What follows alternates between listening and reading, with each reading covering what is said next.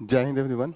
So let's start the current affairs classes and today we are going to cover कितनी topic है near about we have 12 topic.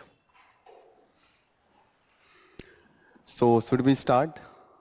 पहला जो news है new criminal law in effect amendment soon. तो ये criminal law क्या है? जैसे पहले आईपीसी था और क्या था, सीआरपीसी था एंड इंडियन एविडेंस एक्ट था. ये तीनों को अब बदल के एक नया वर्जन में लेके आए हैं. तो उसके बाद में हम पढ़ते हैं. कुछ दिक्कतें भी हैं, वो भी आगे हम देखेंगे. Then we will study the Indian diplomat summoned over the sailor death. अभी हमने कुछ दिन पहले पढ़ा था कि श्रीलंका में जब फिशरमैन को पकड़ रहे थे तो डेथ हो गया था एक. तो उन्होंने इंडिया के जो एक्सटर्नल अफेयर मिनिस्टर हैं उनको सम्मन किया. सम्मन का मतलब कि पूछना कि क्यों ऐसा हुआ, क्या आप इस पे स्टेप ले रहे हैं, तो वो देखेंगे. Then we will see that the veteran Sri Lankan Tamil leader Sampanthan dead. तो ये PCS में आ सकता है कि संपंथन कौन थे. Okay. Then we will study the commemorate Santhal rebellion. तो हिस्ट्री में आप पढ़ेंगे संथल एक ट्राइब है और संथाल रिबेलियन जो झारखंड और वेस्ट बंगाल के एरिया में पाए जाते हैं अभी भी. उनका रिबेल हुआ था, विद्रोह हुआ था ड्यूरिंग द कॉलोनियल पीरियड. तो उसका थोड़ा सा हम ब्रीफ में पढ़ेंगे. ये न्यूज़ है जो अभी जो chief minister, former chief minister Jharkhand के थे, उन्होंने एक अपने स्पीच में बोला है. तो ये विल संथल रिबेलियन मेन हमारा पॉइंट होगा. तो ये हमारा जीएस पेपर 1 में ट्राइबल मूवमेंट है, different type of the tribal movement, उसके अंडर में we will study. After that we will study that एक बीमारी है जिसका नाम है मेनिंगो इंसेफेलाइटिस. अभी गोरखपुर में कुछ साल पहले काफी बच्चों का भी डेथ हो गया था इस तरीके के एक बीमारी से. उसी का एक वर्जन ये है. ये केरला में 2 लोगों का डेथ हुआ है. तो बेसिक्स जानेंगे कि किसके कारण होता है. ओके. एक टाइप का अमीबा है, उसके कारण ये होता है. तो थोड़ा सा बेसिक्स जानेंगे. ओके. तो ये बेसिक साइंस जीएस पेपर 3 का पार्ट होगा. Then we will study that अभी एक रिपोर्ट आया है, स्टडी था और उसमें फौना एंड टैक्सा. फौना का मतलब डिफरेंट टाइप ऑफ एनिमल्स को साइंटिफिक फौना नेम फौना होता है.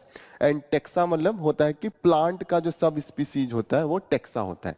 मतलब एक ही प्लांट के आम के कई वैरायटी होते हैं तो सब स्पीसीज होता है.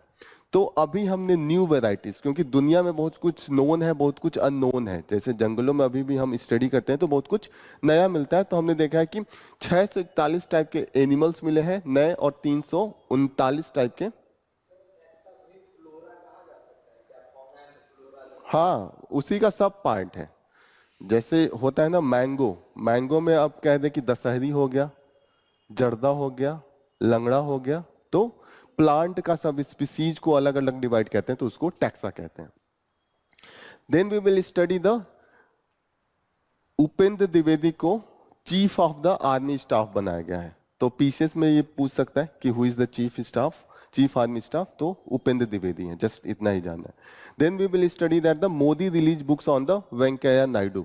तो वेंकैया नायडू पे 3 बुक्स रिलीज हुए हैं. तो जस्ट जानेंगे कि बुक्स क्या नाम है और किसने लिखा है.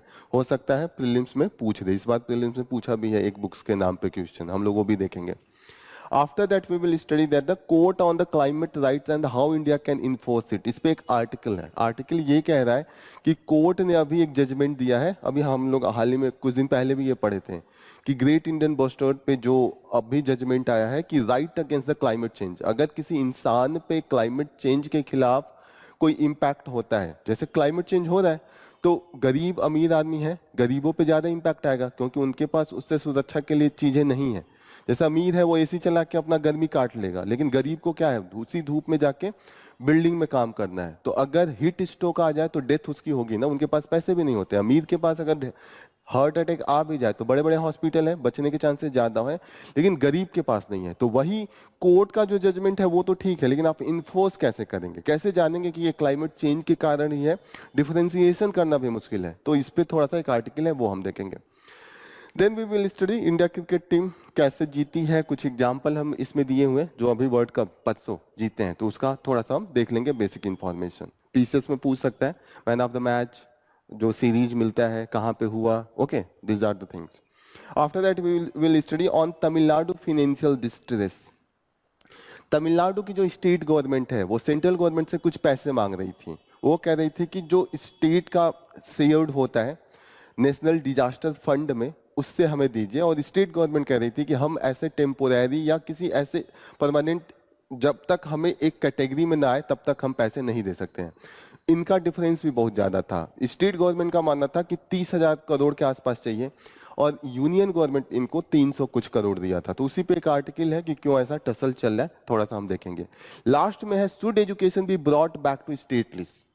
3 लिस्ट होता है, जैसे 3 लेवल पे गवर्नमेंट होती है,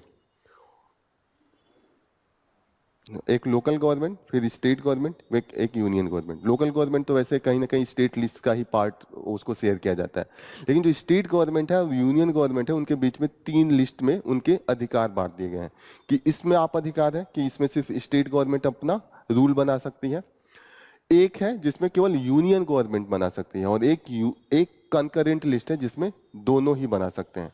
लेकिन समवर्ती क्या बोले, समवर्ती सूची, तो वहां पे यह है कि अगर यूनियन गवर्नमेंट बना देती है कंकरेंट लिस्ट में तो वो ओवरराइड हो जाता है, जो स्टेट गवर्नमेंट का जो लॉ होता है वो गायब हो जाएगा, यूनियन का माना जाएगा। तो ये हम बाद में पढ़ेंगे, लेकिन सिंपल सा यहाँ पे देखेंगे कि जो एजुकेशन है वो कंकरेंट लिस्ट में, उस पर डिबेट चल रहा है कि उसको यूनियन लिस्ट, मतलब जो कंकरेंट लिस्ट है उससे नीचे लाके स्टेट लिस्ट में रखा जाए क्या।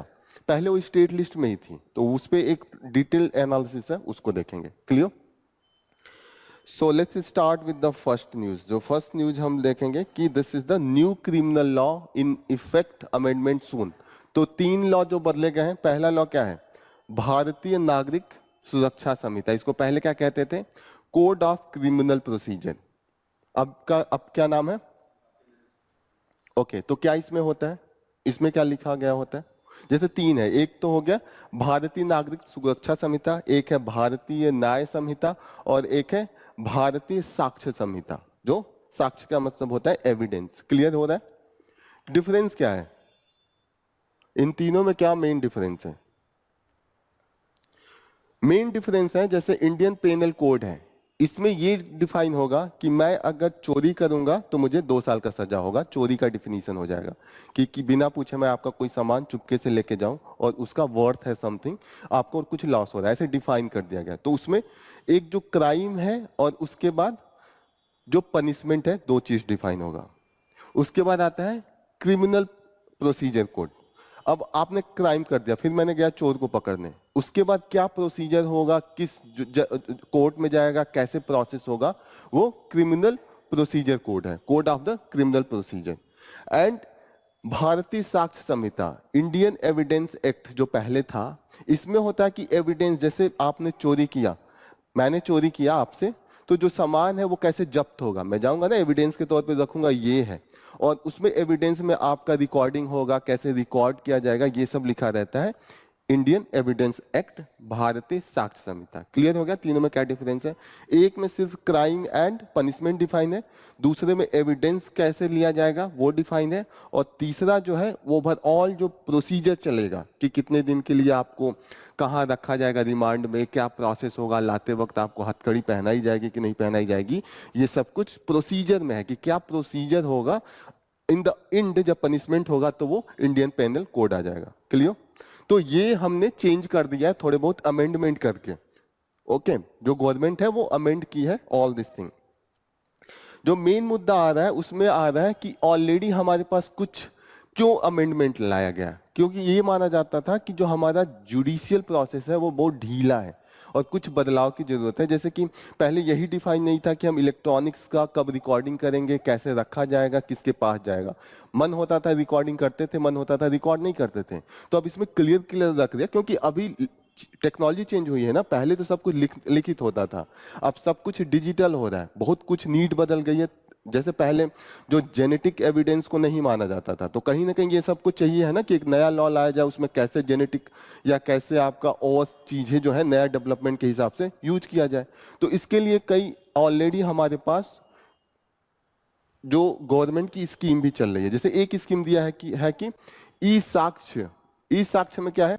ये मोबाइल बेस्ड एप्लीकेशन है, ये मोबाइल बेस्ड एप्लीकेशन है जहां पे जिस सीन पे क्राइम होगा तुरंत पहले पुलिस को रिकॉर्ड करना है, रिकॉर्ड करके उसको कैसे क्राइम का सोर्स एंड सीजर करना है, सब कुछ को अपलोड करना है on A cloud based platform. Cloud based platform का क्या मतलब होता है? जैसे ई ड्राइव का नाम सुना है आपने? Drive, Google drive. Google drive पे होता है कि कोई भी चीज ड्राइव में रख दें, हम कहीं पे बैठ के उसको डाउनलोड कर सकते हैं।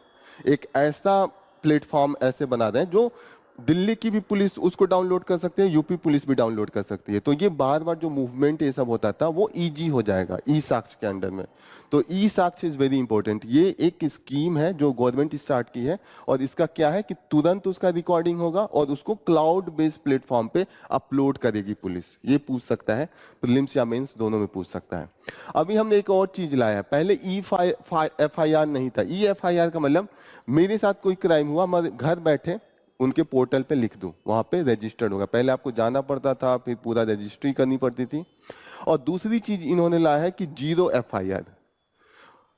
EFIR and 0 FIR। 0 FIR है कि जैसे अगर चोरी गोरखपुर के किसी, मानिए ये कौन सा एरिया है, कालेपुर है या पैडलेगंज एरिया है, तो चोरी अगर पैडलेगंज में हुई तो आपको जो केस लिखवाना पड़ेगा वो पैडलेगंज के पुलिस स्टेशन में लिखवाना पड़ेगा। मानिए मैं कभी झारखंड का मैं हूं, मैं यहाँ आया, मेरा चोरी हो गया, कुछ भी हो गया, मुझे उसी दिन झारखंड में जाना पड़ा, मैं रूल के अनुसार वहां जाके FIR नहीं करवा सकता। वहां का पुलिस जो पर्सन है वो कहेगा जाइए जहां पे आपका चोरी हुआ है वो कीजिए। तो जो E0 है, जो 0 FIR है, उसमें जो ज्यूरिडिक्शन है उसको हटा दिया। ये तो पुलिस का हेडेक है कि आप वहां पे कीजिए, आप जाके बात कीजिए। जो कालेपुर का पुलिस स्टेशन है उससे पहले होता था जिसके साथ क्राइम हुआ है उसका हेडेक होता था कि आप जाके वहां पे रजिस्टर कराइए। मानिए कोई आदमी पहले दिल्ली में रहता था या मुंबई में रहता था, फिर वहां पे वो जहां पे रेंट देता था उन्होंने रेंट एक्स्ट्रा ले लिया, फिर उस आदमी को वापस अपने होम डिस्ट्रिक्ट लखनऊ आना पड़ा। अब जो रेंट जो ओनर है वो वापस नहीं किया, हो गया ना, वो मुंबई से उसका, मानिए जो एक उन्होंने सिक्योरिटी मनी कुछ लगा है, रखा है 50,000, वो कहा कि आपको 1-2 दिन बाद दे देंगे, वो वापस आ गया लखनऊ। अब उसको केस करना है तो लखनऊ में जाता पहले, तो वो कहती पुलिस की जाइए आप मुंबई में कीजिए। वो 50,000 लेने के लिए फिर टिकट कराए एयरपोर्ट का, फिर तो 20-30,000 उसका इसी में लग जाएगा, फिर केस लड़े तो फायदा क्या है। तो अब जो 0 FIR है उसके अनुसार वो लखनऊ में ही करेगा केस। जुरिडिक्शन का मतलब होता है जिस एरिया में आपका क्राइम हुआ, यहाँ पे है ना जुरिडिक्शन को हटा दिया, irrespective of the jurisdiction and the crime location। Clear हो रही है चीजें? ये बहुत इंपॉर्टेंट है, ये लिख लीजिए, EFIR एंड 0 FIR ये सब ऑनलाइन हो जाएगा, लेकिन आपको वहां पे जाके करना पड़ता था, जुरिडिक्शन वहीं पे रहना पड़ता। आपको बाद में कुछ सबूत के लिए बुलाते तो जाना पड़ता मुंबई। कर तो आप घर से सकते थे लेकिन जुरिडिक्शन उसी में रहता। अब जुरिडिक्शन भी बदल दिया। डिफरेंस समझो? हाँ, मतलब कहीं से भी आप फोन करके भी कर सकते हैं, ई फाइलिंग भी कर सकते हैं, जुरिडिक्शन हटा दिया ना। आपका बात बिल्कुल सही है कि उसमें भी आपको लगेगा कि अब यहाँ बैठे मैं वहां कर दूं, कर तो देंगे आप, लेकिन जब बुलाएगा कि आके बताइए क्या क्या आपके साथ हुआ, तो आपको जाना पड़ेगा मुंबई। जुरिडिक्शन तो वही रहेगा ना। अब जुरिडिक्शन बदल दिया तो आपको पास के ही जाके वहां पे कीजिए और वहीं पे जाके अपना आप सब कुछ दीजिए। क्लियर हो रहा है? ये सब चेंजेज हैं जिसको लेके, मतलब ये अच्छी बात है, ये सब चीजें चलाई जा रही हैं। तो ये सब आप कभी भी क्वेश्चन आता है मेंस में कि जो इंडियन जो क्रिमिनल जस्टिस सिस्टम है क्या हम इंप्रूव किए हैं, क्या रिफॉर्म हुआ है, तो these are the example. Okay, already state government भी चला रही है इस टाइप की स्कीम, जैसे कि ई प्रमाण ये चला रही है दिल्ली गवर्नमेंट। ओके, तो these are the thing you should be knowing. एक चीज और देखिएगा, जो criminal and criminal tracking network है, crime and the criminal network tracking network system, CCTN। CCTN क्या है? जो क्लाउड ये सब मेंटेन करेगा, जो हम FIR करेंगे वो इसके थ्रू करेंगे। ये इसको जैसे जो भी अब FIR हम करते हैं ई मोड में, वो जो सिस्टम है जहां पे अपलोड होगा वो crime and criminal tracking network CCTN। समझ में आ रहा है ये?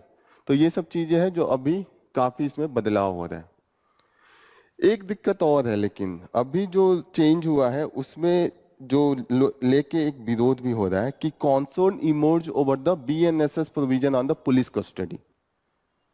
पहले पुलिस कस्टडी ये था कि मैक्सिमम 15 डेज तक पुलिस कस्टडी में रखा जाता था अगर वो कर रहा था, लेकिन अभी हटा के इसको 60 डे मैक्सिमम किया गया। अगर आपने बहुत कोई ऐसा गुनाह किया है जिसका इम्प्रीजमेंट, जिसका पेनाल्टी पनिशमेंट 10 साल के आसपास है, या 7 साल से ऊपर है, तो ऐसे केस में 60 साल तक रिमांड हो सकती है, और अदर केस में 40 दिन का, 60 साल नहीं, 60 डेज एंड द 40 डेज, पहले ये 15 डेज था। तो इसको लेके जो सिविल एक्टिविस्ट हैं, जो राइट एक्टिविस्ट हैं, वो विरोध कर रहे हैं। क्यों विरोध कर रहे हैं, क्या लॉजिक है? आप एक अपने कॉमन सेंस से बताइए क्या हो सकता है। पहले रिमांड का टाइम 15 दिन था, अभी जो नया बदल के लाए हैं उसमें इन्होंने 60 डेज एंड 40 डेज को अलाउ किया है, तो विरोध क्यों हो रहा है? Why they are opposing? कुछ बताइए। हाँ, मतलब ये बिल्कुल सही है कि वहां पे मिसयूज हो सकता है, एक्स्ट्रा जुडिशियल पावर का यूज हो सकता है। पुलिस का क्या है, पुलिस से ऐसे ही लोग डरते हैं। लोग का खुद का अगर चोरी भी हो तो 10 बार समझ, उनको लगता है कि जाना चाहिए कि नहीं, पता चले कि वो हम पे ही कुछ आरोप लगा दे, वो हमसे ही क्रॉस क्वेश्चन पूछेंगे। पुलिस इज नॉट, मतलब पुलिस को अच्छे तरीके से नहीं लिया जाता है। इंडिया में जो अभी सिचुएशन है, अगर किसी लड़की के साथ कोई ऐसा मतलब कुछ घटना भी घटती है, वो लड़की जाने से डरती है, क्योंकि वो पता चलता है कि पुलिस ही दोबारा उसके साथ ऐसा क्राइम कर सकती है। तो ये सिस्टम है, तो कहीं ना कहीं रिमांड का मिसयूज बहुत होता है। तो ऐसे ही केस में जितने भी सिविल राइट्स हैं, ऑलरेडी जो मेन अभी विरोध हो रहा है वो peoples union for the civil liberty, एक एनजीओ है जो सिविल राइट के लिए लड़ता है, ये लोग विरोध कर रहे हैं। तो this is the drawback. Positive, हाँ हाँ, प्रेशर ग्रुप है, प्रेशर ग्रुप में एनजीओ भी आते हैं, सेल्फ हेल्प ग्रुप आ जाएंगे, different type of the organisation आ जाएंगे जो इंटरेस्ट डिफरेंट ग्रुप का रखते हैं। तो क्लियर हो रहा है। पॉजिटिव ही पढ़ा। पॉजिटिव क्या है, इन्होंने चीजों को थोड़ा सा इजी कर दिया, स्ट्रीमलाइन कर दिया है यहाँ पे। और पॉजिटिव है कि इन्होंने चीजों को थोड़ा सा रिफॉर्म किया है। निगेटिव क्या है, जो जुडिशियल कस्टडी है उसको बढ़ा दिया है, तो ये निगेटिव है। तो क्वेश्चन आएगा तो आप प्रॉस भी लिख सकते हैं, कॉन्स भी लिख सकते हैं। क्लियर। नेक्स्ट न्यूज पे चले। नेक्स्ट न्यूज है, exit pole indicates victory for the far right in the first round of the French election. France में इलेक्शन हो रहा था, वहां पे एक राइट विंग होती है, एक लेफ्ट विंग होती है, एक सेंट्रलिस्ट होती है। ये वाला आइडियोलॉजी पता है क्या होता है? लेफ्ट विंग जो ज्यादातर मतलब एक तरीके से इक्वालिटी की बात करते हैं, जैसे उनका होता है कि गवर्नमेंट का जो से हो ज्यादा हो, गवर्नमेंट की पॉलिसी ज्यादा हो, स्कीम्स ज्यादा हो। जो राइट विंग होती है, वेस्ट का ये कॉन्सेप्ट है, इंडिया का कॉन्सेप्ट तो थोड़ा और अलग है। इंडिया में तो राइट विंग को तो धर्म से भी ज्यादा जोड़ के देखते हैं, लेकिन जो वेस्टर्न कंट्रीज है उसमें इकोनॉमी से जोड़ के देखते हैं। गवर्नमेंट, हाँ, राइट जो विंग होती है वो मेनली प्राइवेटाइजेशन का सपोर्ट करती है, less role of the government का सपोर्ट करती है। वहां के भी राइट विंग लेफ्ट विंग में धर्म का है। जो लेफ्ट विंग है वो धर्म और जाति या रेस, जो ट्राइबल होता है, ये सब चीजों को ज्यादा महत्व नहीं देती है, वो समझ से सेम रहे, ठीक है। लेकिन वहां का भी जो राइट विंग है वो कहीं ना कहीं रेस को भी सपोर्ट करता है। जैसे कि अभी जो फ्रेंच का राइट विंग है वो कहीं ना कहीं, जो नाजीज थे, नाजी क्या थे, वर्ड वर्ड वार आपने पढ़ा होगा, नाजीज के खिलाफ। नाजी जो थे ये वो ज्यूज के खिलाफ, जो यहूदी थे उनके खिलाफ उन्होंने पर्सिक्यूशन स्टार्ट किया था, मारना स्टार्ट कर दिया था, राइट्स स्टार्ट कर दिए थे। तो कहीं ना कहीं जो यहाँ की राइट विंग अभी तक थी वो अभी तक उतनी मतलब सपोर्टर है, वो जस्टिफाई करते हैं नाजीज के एक्शन को कि उनका भी सही था। और वो कहीं ना कहीं जो सेमेटिज्म होती है, सेमेटिज्म क्या होता है, जो नाजियों, जो यहूदियों के खिलाफ एक हमारा माइंड सेट होता है ना, कि हर समाज में किसी पर्टिकुलर कम्युनिटी के खिलाफ एक पहले से स्टीरियोटाइप होते हैं। स्टीरियोटाइप का मतलब निगेटिव भावना, एक तरीके से माना जाता है कि ये लोग ऐसे ही होते हैं, इनके रहने का तरीका ऐसा है, इनके खाने का तरीका ऐसा है। होता है ना कि आप बिना पर्सनली मिले, एक होता है जज करना कि आप एक पर्सन टू पर्सन मिलते हैं, हर समाज में हर कम्युनिटी में हर तरीके के लोग होते हैं ऐसे देखा जाए तो। लेकिन एक पूरे कम्युनिटी को ही ऐसे कर दिया जाता है। जैसे एक सिंपल एग्जांपल देता हूं कि जैसे खाना बनाने का काम है तो हम कह देंगे कि ये लड़कियों का काम है। नॉर्मली एक तरीके से पूरे लड़कियों को कहा जाता है ना, अगर लड़का रोना स्टार्ट कर दे तो कहते हैं ना ये लड़का होके रो रहे हो। आर यू गेटिंग ना, कि इमोशनल चीजों को लड़कियों से, लेकिन हो सकता है कि लड़के भी इमोशनल होते हैं, और हो सकता है कुछ लड़कियां भी हो जो उतनी इमोशनल नहीं हो, जो स्ट्रांग हो, मतलब चीजों को उस तरीके से सह।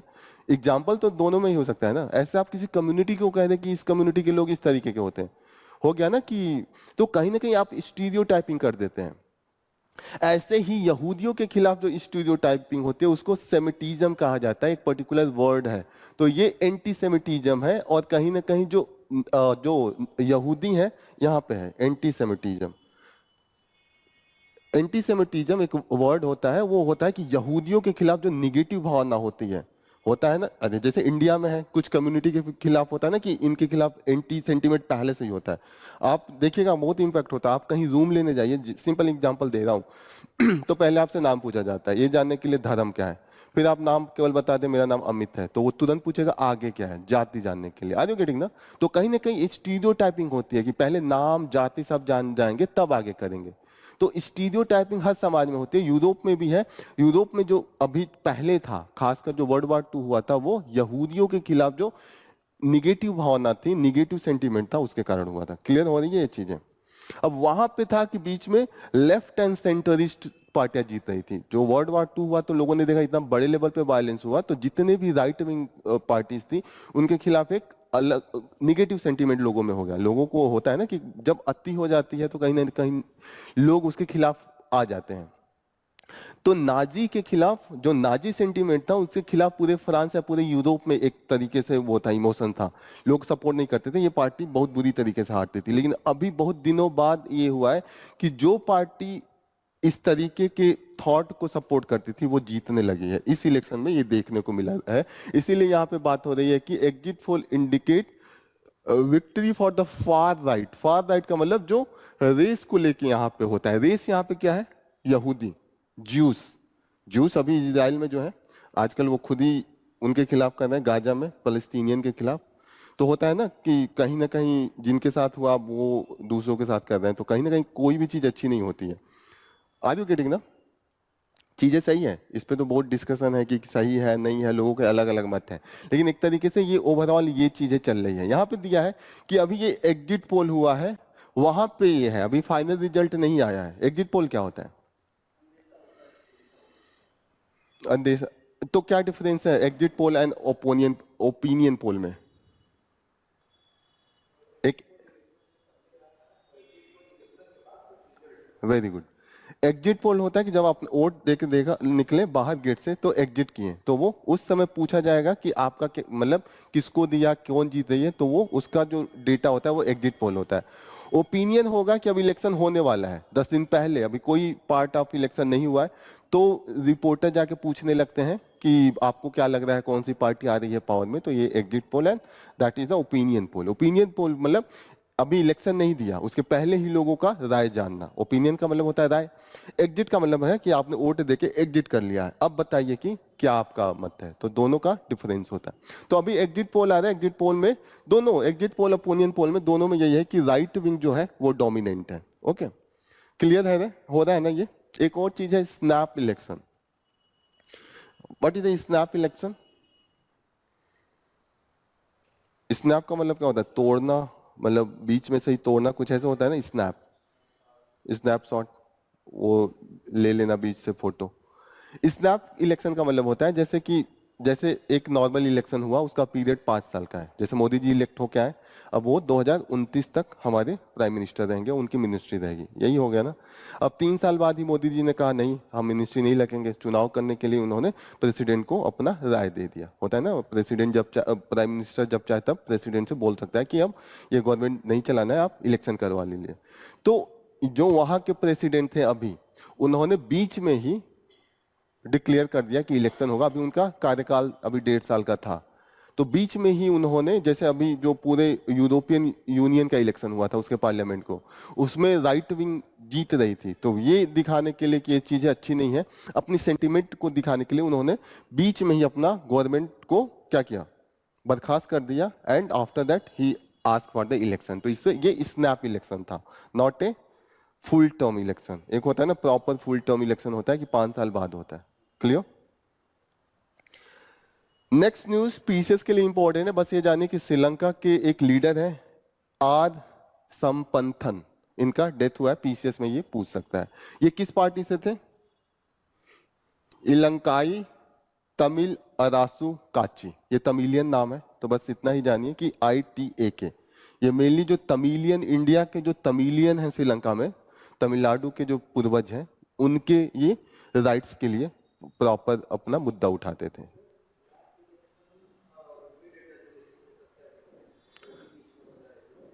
दोनों एक ही है, मिड टर्म इलेक्शन। कि वो भी बीच में करा लेते हैं उसको, जैसे थोड़ा ज्यादा अच्छे इंग्लिश में स्नैप इलेक्शन कहते हैं, mid term election is the same, कोई डिफरेंस नहीं है, both are the same.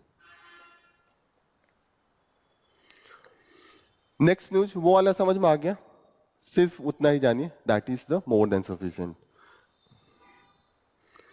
Indian diplomats summoned over the sailor death. तो ऑलरेडी हम लोग इवेंट पता है कि बीच में जो इंडिया के हैं वो वहां पे जाके क्या मेन मुद्दा है, मेन मुद्दा क्या है, कहां पे है इसमें, बॉटम ट्रॉलिंग मेन मुद्दा है। बॉटम ट्रॉलिंग क्या था, इस तरीके से वहां पे फिशिंग करना कि नेक्स्ट लेवल पे कुछ बचे ही नहीं, मतलब एक तालाब है, एक तालाब में जाए कोई और इस तरीके से मछली पकड़ के जाए कि छोटी मछलियां भी ना वो एक होता है ना कि बड़ी मछलियों को आप पकड़ रहे हैं ताकि छोटी मछलियां धीरे धीरे बड़ी हो। एक सिंपल आप आम के पेड़ को ले लें, अभी आम का जो अमिया छोटा छोटा निकलता है तभी आप जाके पूरा आम तोड़ा है, पूरा पेड़ तोड़ा है, तो कहीं ना कहीं एक तरीके से क्या होगा कि आम पूरा ग्रो ही नहीं होगा। तो ऐसे ही फिशिंग होती है, बॉटम ट्रॉलिंग मेथड। इसमें यह होता है कि मैकेनाइज बोट्स का यूज होता है और मैकेनाइज बोट्स के कारण जो सस्टेनेबल नहीं रहता है और जो श्रीलंकन साइड की पार्टी है उनको फिश का दिक्कत होता है। एक और चीज श्रीलंका के बारे में जानिएगा जो बहुत न्यूज में था, एक कच्चा तीऊ वहां का जगह का नाम है जो काफी लड़ाई हो रही थी इंडिया और इसको। कच्चा तीऊ एक जगह था, एक छोटा सा आइलैंड है, छोटा सा आइलैंड श्रीलंका और इंडिया के बीच में यहाँ था। श्रीलंका यहाँ तक खत्म हो रहा है, ये तो इन्होंने मैरीटाइम एरिया दिखाया है, मैरीटाइम एरिया इनका यहाँ तक होता है, हो गया। वो एक्सक्लूसिव इकोनॉमिक जोन होता है, डिफरेंट जोन में डिवाइड होता है। अब जहाँ पे 200 के बीच में दोनों आ जाते हैं तो वो आधा आधा कर दिया जाता है, वहां पे बाय द इंटरनेशनल बॉडी है वो वहां डिसाइड करती है। अब कच्चातीऊ यहाँ पे जगह था, इसमें 1920 से ही डिबेट चल रहा था इंडिया के पास रहेगा या श्रीलंका के पास रहेगा, दोनों क्लेम करते थे। 1974 के आसपास जब इंदिरा गांधी की गवर्नमेंट थी तो एक एग्रीमेंट हुआ श्रीलंका और इंडिया के बीच में, उन्होंने कहा ठीक है ये श्रीलंका के पास चला जाएगा, कोई दिक्कत नहीं है। लेकिन इसको अभी अब दिक्कत यह है कि जब पार्टी कोई पावर में रहती है उसके पास फुल सपोर्ट होता है तो वो नहीं डरता है कोई एग्रीमेंट करने से।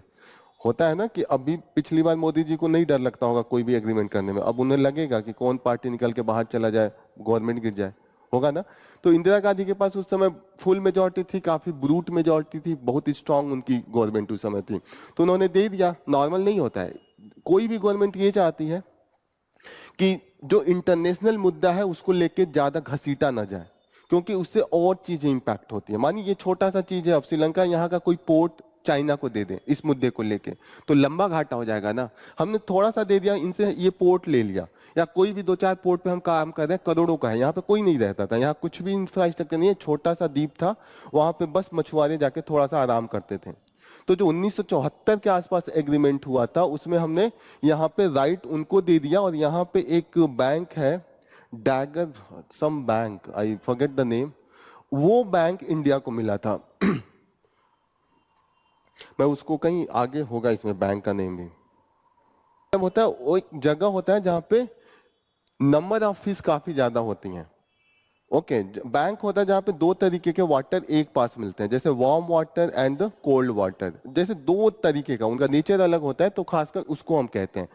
अक्रॉस द वर्ल्ड जो बैंक्स हैं वहां पे हम देखते हैं कि मछली का जो उत्पादन होता है वो बहुत हाई लेवल पे होता है। तो हमने ऐसी टाइप होती है, मतलब 2 टाइप के, हाँ नेचर डिफरेंट होगा तो वहाँ कहीं ना कहीं मिक्सिंग होता है, वाटर मिक्सिंग के कारण वो काफी फ्लरिशिंग होता है, प्लैंकटोन वहां पे ज्यादा होते हैं। द नेम अच्छा just I miss the name, वो मैं कल आपको इसके नोट्स में वो प्रोवाइड कर दूंगा कि what is the name of that bank. Okay, तो वो इंडिया को मिला था, जो मतलब जो आपस में ट्रांसफर हुआ था, तो हमने उनको कच्चातीऊ का राइट दे दिया था, इस पे जो राइट था वो हमने खुद ले लिया था। वो यहाँ पे है, जस्ट कन्याकुमारी के नीचे वाला एरिया है। ओके,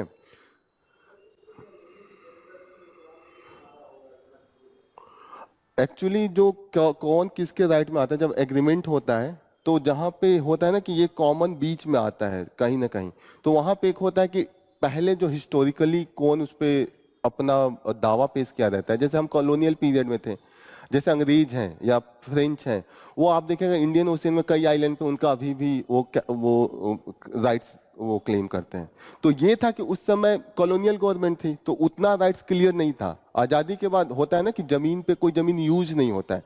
पहले टेक्नोलॉजी इतना नहीं थी कि इतनी डीप ओशन में जाके हम कुछ मछली पकड़ सकें या तेल निकाल सकें। वो तो 1950 के बाद कंटिन्यूअसली जब ऑयल का डिमांड बढ़ा और समुद्र के अंदर से भी हम ऑयल निकालना स्टार्ट कर दिए, तब तो सी का इंपॉर्टेंस समझ में आया। पहले तो हम जो अपने नेचुरल रिसोर्स थे उस पर ही क्लेम नहीं करते थे। पहले इस पे क्लेम एक्चुअली क्लियरिटी नहीं थी पहले दोनों पे। इंडिया पे ऐसा था कि इस पे दोनों पे फाइट था।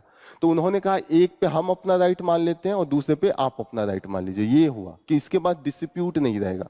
जैसे कश्मीर का ही डिस्प्यूट है, अब एक साथ इंडिया और पाकिस्तान दोनों का क्लेम करते हैं और एक साथ बैठ के कहते हैं कि इतना लड़ने से क्या फायदा, इतना एरिया आप ले लीजिए, इतना हम ले लेते हैं, आपस में अब लड़ाई बंद करते हैं, अपना जुरिडिक्शन स्टार्ट करते हैं। तो होता है ना कि एक सरकार की जो हेडेक होती है वो चली जाती है। जो कंटिन्यूअसली हम एक्सपेंडिचर डिफेंस पे करते हैं या उसको बचाने के लिए करते हैं, जैसे अभी हम कई एरिया में लड़ रहे हैं, कहीं ना कहीं डिफेंस पे बहुत से करोड़ों रुपए की खर्च होती है। हम अभी इतना मिसाइल विसाइल क्यों खरीदते हैं या टैंक क्यों खरीदते हैं? क्योंकि हमें डर है ना कि पाकिस्तान से या चाइना से हमला हो जाए। अगर ये डर ना रहे तो हम मैक्सिमम पैसा कहाँ करेंगे यूज? अपने बिजनेस इंडस्ट्री को बढ़ाने में, लोगों में, फार्मर्स में। तो कहीं ना कहीं गवर्नमेंट लेवल पे हमेशा ये सोच रहती है कि लड़ाई खत्म किया जाए, थोड़ा अधिक या थोड़ा कम देके खत्म किया जाए। एक होता है ना, जैसे आप अपने घर पे भी देखते होंगे कि आपके पिताजी या चाचा में कोई जमीन को लेके बंटवारा है, आप केस लड़े जा रहे हैं, कोर्ट पे कोर्ट जा रहे हैं, दोनों का पैसा खर्चा होता है। नॉर्मली अगर थोड़ा भी ऐसा हो कि एक मतलब हल्का सा लैंड आगे पीछे देख के अगर सुलहनामा हो रहा है तो कोशिश होती है कि हो जाए। तो गवर्नमेंट भी इसी लेवल पे करती है। गवर्नमेंट का ये होता है जो भी जैसे उस समय कांग्रेस कंटिन्यूअसली गवर्नमेंट में थी तो उसका ये एटीट्यूड था कि हमें ही गवर्न करना है, तो आगे तो हम ही सॉल्व कर देंगे ना, थोड़ा सा दे दें या थोड़ा सा हमको मिल जाए। जैसे अभी हमने बांग्लादेश के साथ एग्रीमेंट किया, मोदी जी का पूरा फुल गवर्नमेंट था, भले हमको ज्यादा देना पड़ा है। हमें जैसे बांग्लादेश के जो साथ जो हमने इनक्लेव दिए हैं हमने ज्यादा दिए हैं, बांग्लादेश ने हमको कम दिए हैं, लेकिन फुल गवर्नमेंट था, पूरा मेजोरिटी था तो नहीं सोचना पड़ा।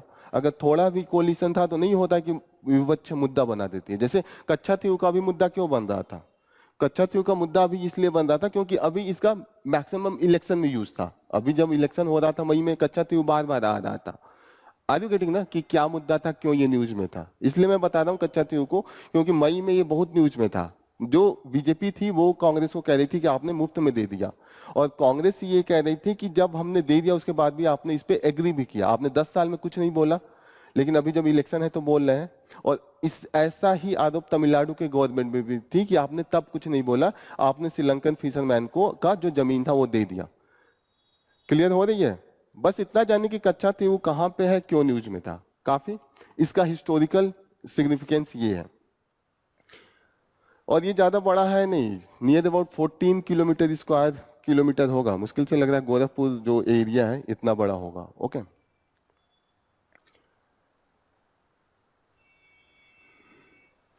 नेक्स्ट न्यूज जो ले रहे हैं वो Soren declares rebellion to drive out federal force in first rally after the release. तो सोरेन कौन है? हेमंत सोरेन, झारखंड के मुख्यमंत्री थे, अभी इनको रिलीज किया गया। इनको prevention of money laundering act में गिरफ्तार किया गया था। मनी लॉन्ड्रिंग एक्ट क्या होता है?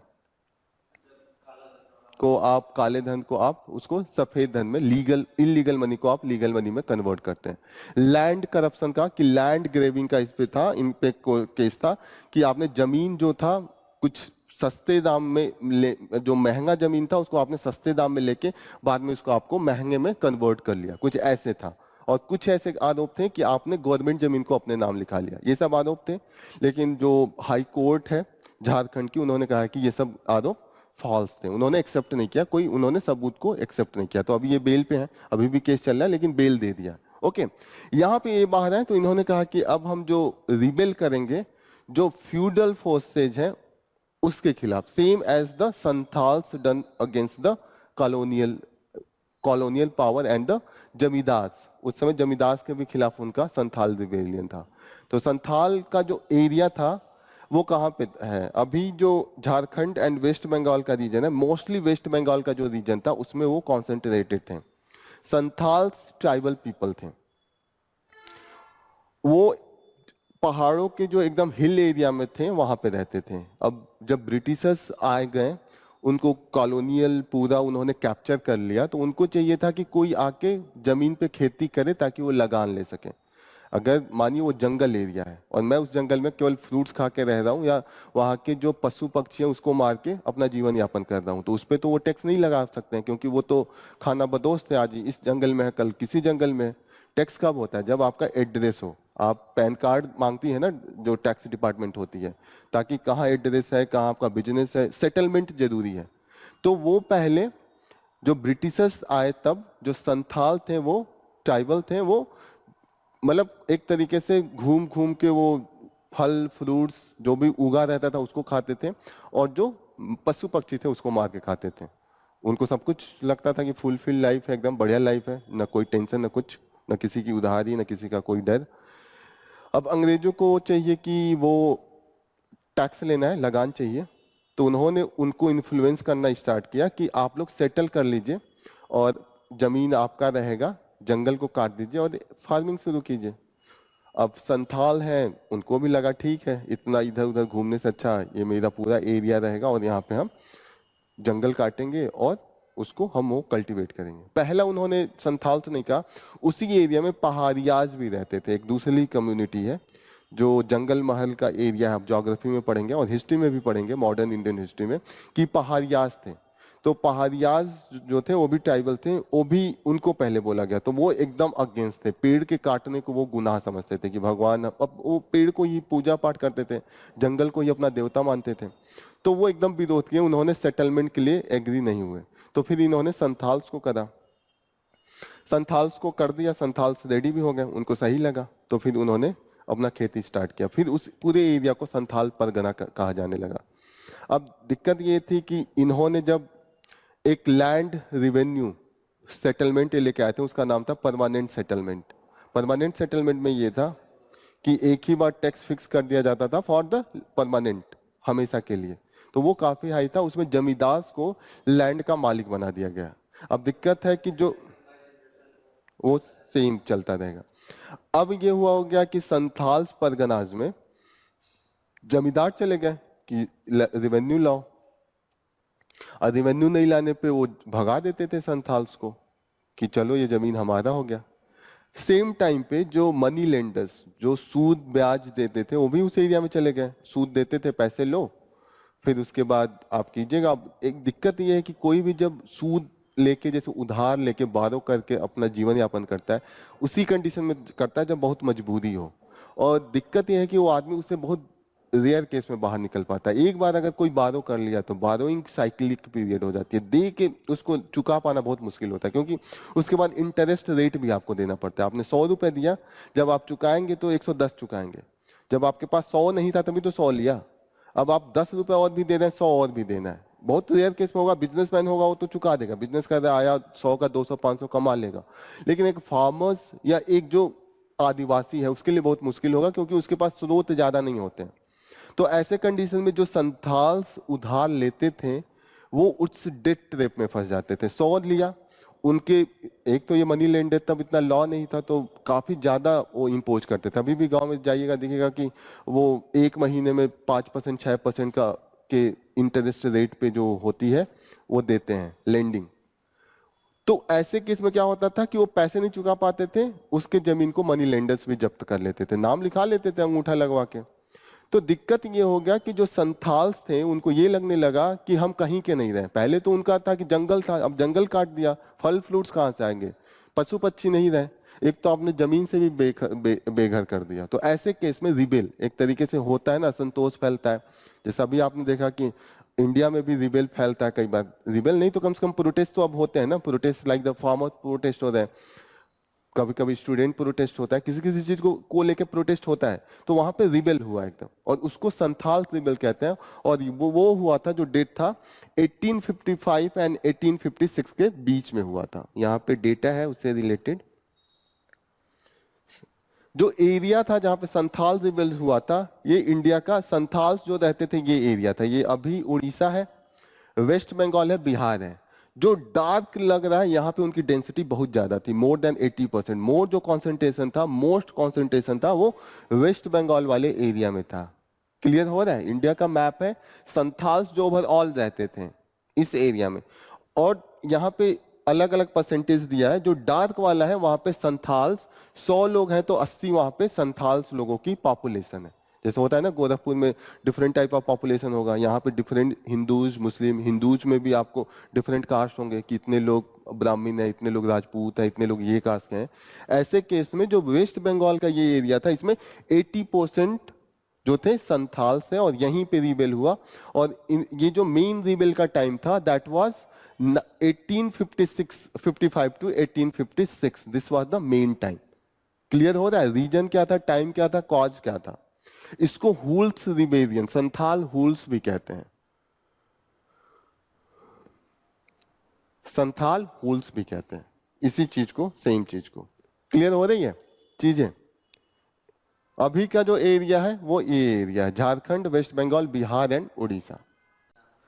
नक्सलवाद तो डिफरेंट कॉन्सेप्ट है, मतलब ट्राइबल, सारे ट्राइबल पीपल एक तरीके से मिलके नक्सलाइट को, जैसे ऐसा माना जा रहा है। नक्सलाइट तो एक तरीके से कम्युनिस्ट आइडियोलॉजी है। इंटरनल सिक्योरिटी जब हम पढ़ेंगे उसमें पढ़ेंगे, पूरा नक्सलिज्म एक पूरा टॉपिक है। नक्सलिज्म का मेन कॉज है, नक्सलिज्म होने के बहुत कॉज हो सकते हैं। हो सकता है कि एक जैसे कॉज इसमें था कि जमीन आपने छीन लिया। आजकल गवर्नमेंट जा रही है, आज की गवर्नमेंट है माइनिंग के लिए दे देती है, जैसे अदानी लोग पहुंच जाएंगे, खोद खाद के चले आएंगे। वही सेम रीजन, जंगल काट दिया, अब उनका तो फल फ्रूट सा। अब भले आपने 10-20 साल जब माइनिंग किया तब हमको उनको जॉब दे दिया, पैसे दे दिया, लेकिन जब आप चले जाएंगे, बिजनेसमैन क्या है, आज यहाँ खोदा कल को जाके कहीं और माइनिंग करेगा, उससे इमोशनल अटैचमेंट थोड़ी है। आदिवासी का तो इमोशनल अटैचमेंट है ना, वो उसका जमीन है, पानी वानी सब पल्यूट करके जाते हैं कि जो हो गया पता चले उसमें डिफरेंट टाइप ऑफ केमिकल्स मिल रहे हैं। तो रीजन एक तो ये है कि एक जेन्युइन रीजन है जिसका लोग सपोर्ट भी कर सकते हैं कि इसलिए हो रहा है, तो नक्सलिज्म। लेकिन दूसरा रीजन ये भी है कि कुछ पॉलिटिकल पार्टीज अपने मोटिव्स के लिए, एक तो होता है कि जेन्युइन ट्राइबल कर रहे हैं, कभी कभी दिक्कत ये है कि कुछ पॉलिटिकल पार्टी जाके भड़काते हैं झूठ मूठ में। गवर्नमेंट उनके लिए स्कूल भी खोल रही है, लेकिन वो कहेंगे नहीं नहीं पावर तुम लो, ताकि वो पावर में आ जाए। वो इलेक्शन नहीं जीत पा रहे हैं लेकिन उनको पावर चाहिए, तो ऐसे केस में वो नक्सलिज्म को प्रमोट करते हैं। तो ये तो निगेटिव है ना, ये तो खराब है डेमोक्रेसी के लिए। डेमोक्रेसी में यही हो सकता है ना कि आप मतलब ठीक है जंगल बचाना है तो हम बैठ के एक लॉ बना दें, या गवर्नमेंट वापस ले ले, गवर्नमेंट उस एरिया में माइनिंग ना दे। लेकिन माइनिंग भी कराना एक तरीके से जरूरी है, क्योंकि हमें डेवलपमेंट भी चाहिए, एक तरीके से एक नेशन को डेवलप भी करना है। तो ये है कि जो भी चीजें हैं उसमें बैलेंस्ड होना चाहिए। आप जंगल भी ना काटें, अगर जंगल काट दें तो उतना कहीं और पेड़ पौधे लगा दें, उसके दुगुना लगा दें, तो चीजें अगर सही ढंग से हो तो दैट इज गुड। लेकिन आप सिर्फ बेनिफिट के लिए पर्टिकुलर एक बिजनेसमैन के लिए या कम्युनिटी के लिए कर रहे हैं, और एक कम्युनिटी को केवल घाटा हो रहा है, तो ऐसे में तो नक्सलिज्म या ये सब चीजें आएंगी। तो नक्सलिज्म को जस्टिफाइड भी किया जाता है और उसको क्रिटिसाइज भी किया जाता है। जस्टिफाइड इसलिए क्योंकि सच में उनको ग्रीवांस है, उनका जो रोजी रोटी है, जैसे उनका नारा क्या है कि हम अपने जल जमीन और जंगल को बचा रहे हैं, तो ये तो सही है। लेकिन जो पॉलिटिकल मिसयूज है कि आप पॉलिटिक्स, आप पावर कैप्चर करने के लिए कर रहे हैं, तो दैट इज रॉन्ग। तो इसीलिए एक तरीके से निगेटिव पॉइंट तो ये हो गया कि पॉलिटिकल एजेंडा बना के कर रहे हैं। कहीं ना कहीं कभी कभी हमें ये भी होता है कि चाइनीज फंडिंग भी हो जाती है, तो ये भी गलत बात है। तो these are the things that is negative. तो इसका ये सोल्यूशन हो सकता है कि गवर्नमेंट जो ले वो डिसीजन ऐसा ले कि मोस्ट ऑफ द पावर एक तो ट्राइबल को दे कि उनकी जमीन को कैसे यूज किया जाए, और दूसरा ये होना चाहिए कि मोस्टली जो उस एरिया में है अगर कोई कंपनी जाती है तो उसका एक पर्टिकुलर शेयर वहां के डेवलपमेंट के लिए लगाया जाए, या वहां की जो जॉब दिया जाए मैक्सिमम उन लोगों के लिए दिया जाए। तो ये सब सोल्यूशन है, आप पूरा इस पे टॉपिक है, आप पढ़ाई करेंगे, इंटरनल सिक्योरिटी का एक पार्ट है। ओके, अभी समझ में आ रहा है नक्सलिज्म क्या है? मैंने सिर्फ ब्रीफ में बता दिया। जो परमानेंट सेटलमेंट लगाया गया था कॉर्नवालिस ने लगाया था, 1773 में लगाया था। हिस्ट्री में आप पढ़ेंगे कॉर्नवालिस के बारे में। ओके, मॉडर्न इंडियन हिस्ट्री का पार्ट है। वहां पे लैंडलॉर्ड जो थे उनको जमीनी अधिकार दे दिया गया था। उसके पहले जो अधिकार था, जो वहां पे रहते थे ट्राइबल्स, उनको माना जाता था, और ब्रिटिशर्स ने परमानेंट सेटलमेंट लगा के ये पावर लैंडलॉर्ड को दे दिया। तो इसीलिए लैंडलॉर्ड और जो मनी लेंडर थे दोनों, और ब्रिटिश कॉलोनी थी, तीनों के खिलाफ ये मूवमेंट हुआ था। तो सिर्फ इस मूवमेंट में संथालों ने सिर्फ ब्रिटिशर्स को नहीं मारा था, यहाँ तक जो मनी लेंडर्स थे उस एरिया के, उनके भी घरों को जला दिया था। उनका जो बुक होता था, जो बही खाता होता था, उसको भी उन लोगों ने जला दिया था। That was the effect. बाद में ब्रिटिश गवर्नमेंट इसको सुधारने के लिए क्या की, स्पेशल उन्होंने लॉ लेके आया और उस स्पेशल लॉ के द्वारा इस एरिया में जो मैक्सिमम राइट था वो संथाल्स को दे दिया, और उन्होंने मनी लेंडिंग के लिए भी कर्व किया कि आप इस तरीके से मनी लेंडिंग करेंगे रूल के अनुसार, आप कोर्ट में जाके करेंगे ये सब चीजें। और उस एरिया में जो मोस्टली पॉलिटिकल पावर था वो वहां के जो ट्राइबल लीडर्स थे उनको दे दिया गया। मतलब ब्रिटिशर्स का ये स्टेप था। पहले तो उन्होंने सप्रेस कर दिया, ब्रिटिश रिस्पॉन्स ये था कि ब्रूटल रिप्रेशन था, हजारों संथाल्स को मार दिया गया था। आप एनसीईआरटी में पढ़ेंगे, एक एनसीईआरटी का चैप्टर है इसी पे, संथाल रिबेलियन पे, मैं आपको दिखाता हूँ। क्लास 12 का एनसीईआरटी है, उसमें दिखाया कि how the Santhals were treated. ये संथाल्स के जो एरिया थे दिखाया है इसमें, थोड़ा सा पिक्चर सही नहीं है कि काफी ब्यूटीफुल होते थे, जंगल में एकदम पेड़ ओढ़ उनका घर। संथाल्स के जो मेन लीडर थे ये सीधू मांझी सिद्धू मुर्मू भी कहते हैं। जब से अभी अपनी जो मेन प्रेसिडेंट कौन है, द्रौपदी मुर्मू, तो वो भी संथाल है। इनके जो मेन लीडर है उनका नाम था सिद्धू, सिद्धू मांझी भी बोलते हैं, मुर्मू भी बोलते हैं, दोनों बोलते हैं। ओके, मेन और ये लोग मनी लेंडर को डिकूज कहा करते थे। डिकूज स्पेशल था, ट्राइबल जो मनी लेंडर्स को कहते थे या किसी भी बाहरी को कहते थे वो डिकूज था। तो लिख लीजिए, ये डिकूज पूछ सकता है कि डिकूज कहाँ यूज होता था।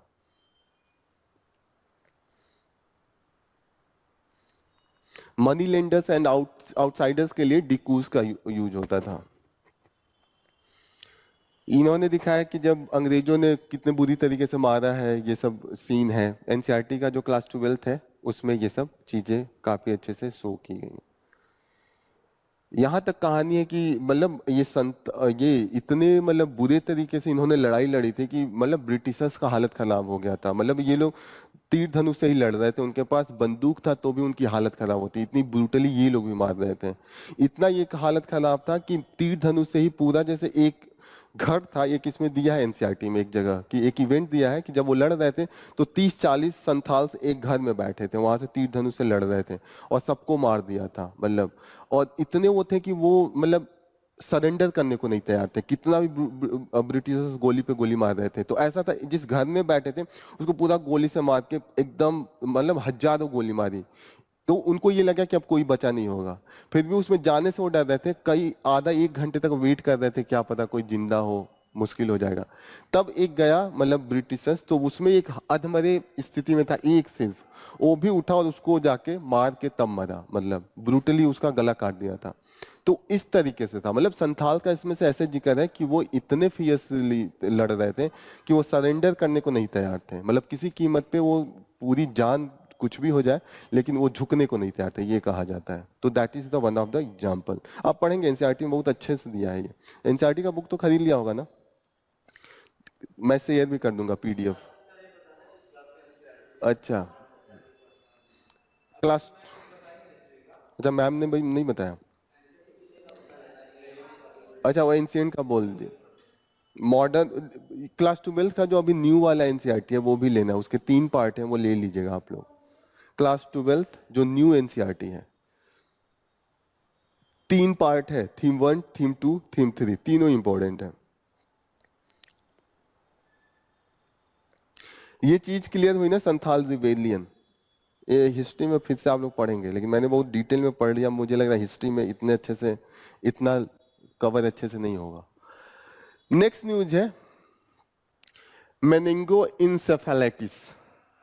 ये बीमारी है अमीबा से होती है। अमीबा का नाम सुना है आपने? तो इसके कारण डेथ हुआ है केरला में मेनली। ओके, तो यहाँ पे इसका बेसिक्स है, what is the main reason. Amoeba का ये शेप होता है और ये जो है ये किस फैमिली से होता है, फाइलम अमीबोजोआ, ये फैमिली से ये बिलोंग करता है और इससे ये बीमारी हो रही है। Okay, mainly and this is found now, अभी जो है वो केरला के एरिया में है। केरला में है, 2 डेथ है। क्या मेन रीजन बताया जा रहा है इसके लिए? जो अमीबा जिसके कारण हो रही है वो मेनली कहाँ पे ये पाए जाते हैं, more active into the warm water, और जो जो गर्मी बढ़ रही है उस एरिया में ये पाए जा रहे हैं और वहां पे ये केस बढ़ रही है। This is the main reason. यहाँ पे लिखा है कि unhygiene and the stagnated water. Stagnant water का मतलब होता है कि जो वाटर रुका हुआ है, जैसे तालाब में आप देखते हैं कहीं कहीं की वाटर वो रुक जाता है, वहां पे अमीबा के ज्यादा ग्रोथ के चांसेस होते हैं। एंड हाई टेम्परेचर, तो ये है इस एरिया में, ये है, और इस बीमारी का नाम लिख लीजिएगा, क्यों हो रहा है, ड्यू टू द अमीबा का जो इन्फेक्शन है उसके कारण हो रहा है। यहाँ पे मैं अमीबा का नीचे बेसिक्स दिया हुआ हूं, एक बार आप लोग पढ़ लीजिएगा। क्लियर?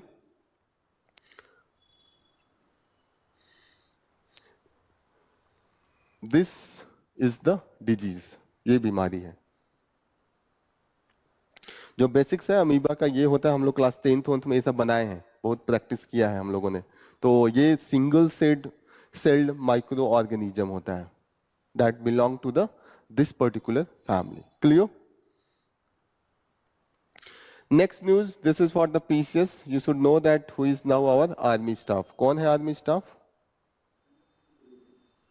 उपेंद्र द्विवेदी को बनाया गया, मनोज पांडे पहले थे। Upendra Dwivedi now is the 13th chief of the army staff. इस पर यूपीएससी ने क्वेश्चन इस साल बहुत अच्छा क्वेश्चन पूछा है कि डिफरेंट जो आर्मी का रैंक होता है उसका इक्विवेलेंट क्या है। जैसे होता है ना, ल्यूटिनेंट का बराबर क्या होता है, सब lieutenant into the Naval force, and the flying officer होता है एयरफोर्स में। तो इसके जो बराबर की रैंक होती है, जैसे कैप्टन होते हैं into the army, naval force में lieutenant and flight lieutenant air force में होते हैं। तो इसका जो जो है वो आपको पता होना चाहिए, ये कंटिन्यूअसली न्यूज में पिछली साल भी था। और इस बार यूपीएससी ने यही क्वेश्चन पूछा है कि how many of the pair are the correctly matched. ये इस साल के पेपर का क्वेश्चन है, क्वेश्चन नंबर 19 था। ये पेपर भी दिखा दूंगा, अभी 16 तारीख को था ना पेपर, हाँ 2024 का। ये है क्वेश्चन नंबर 19 पूछा था मिलाने के लिए, और ओके। तो एक बार देखते रहिएगा, मैंने लिस्ट दिया है आज के नोट्स में, वो एक बार आप लोग थोड़ा 3-4 बार पढ़ के याद करना पड़ेगा, तब याद होगा। थोड़ा सा वो एक तरीके से मेमोराइज करना पड़ेगा। Okay, next news is the India identified 641 fauna species and the 339 taxa plant last year. मतलब एक साल में हमने इतना नया animals and sub species of the plant पाए हैं। जैसे अभी भी इंसान को हर चीज नहीं पता है, आपको उससे मैं पूछ दूं कि आपके एरिया में 20 एनिमल का नाम बता दीजिए, आप नहीं बताएंगे। आप जिस घर में ही रहते हैं बहुत से टाइप के इंसेक्ट पाए जाते हैं, आप नहीं जानते होंगे कि अलग अलग प्रजाति क्या है। इंसान को ओवरऑल ही नहीं पता है। तो हर साल कुछ न कुछ खोज होते हैं, तो उनमें से इस बार जो है न्यू स्पीसीज जो मिल रहे हैं एनिमल के 641, एंड मोस्टली जो एनिमल है वो न्यू कहां से मिले हैं, यस। और जंगल कहां पे सबसे ज्यादा इस समय बचे हैं, ओरिजिनल फॉर्म में, जहां इन मोस्टली एमपी में भी तो अभी काफी वो है। जो वेस्टर्न घाट है, जो केरला तमिलनाडु के बीच में जो पहाड़ियां ऊपर है, वो अभी भी थोड़े से बचे हुए हैं। वहां पे अभी भी जो नंबर ऑफ जो फॉरेस्टेड एरिया है और जो ह्यूमन का इंटरवेंशन है वो कम है। मध्य प्रदेश में फिर भी एंट्री है, समतल है ना, वहां पे इजी है, मतलब इस एरिया में। और खासकर हिंदी बेल्ट लैंड है तो पॉपुलेशन थोड़ा बहुत ज्यादा बढ़ा है, तो हर जगह इंसान पहुंच गया। लेकिन वेस्टर्न घाट में अभी भी बहुत ऐसे एरिया है जहां पे फॉरेस्टेड है, एकदम डेंस फॉरेस्ट है। और वेस्टर्न घाट की ये खासियत अच्छी बात है कि वहां बारिश इतनी होती है कि घना जंगल हमेशा रहता है।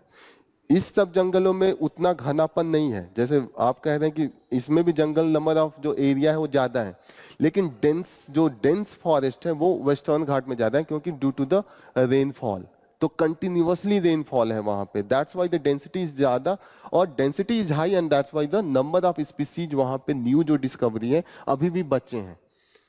प्लेन एरिया में यूपी में नए स्पीसीज नहीं पाए जाएंगे, क्योंकि ऑलरेडी हमने इन कैप्चर कर लिया, इंक्रोच कर लिया हर जगह पे।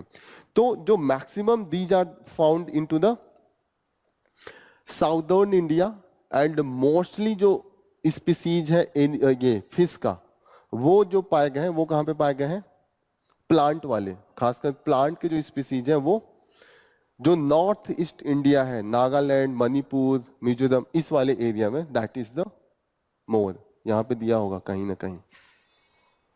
केरला में जो मैं मोस्टली है एनिमल में टॉप किया है, this is the, and West Bengal second पे है, तमिलनाडु तीसरे पे है।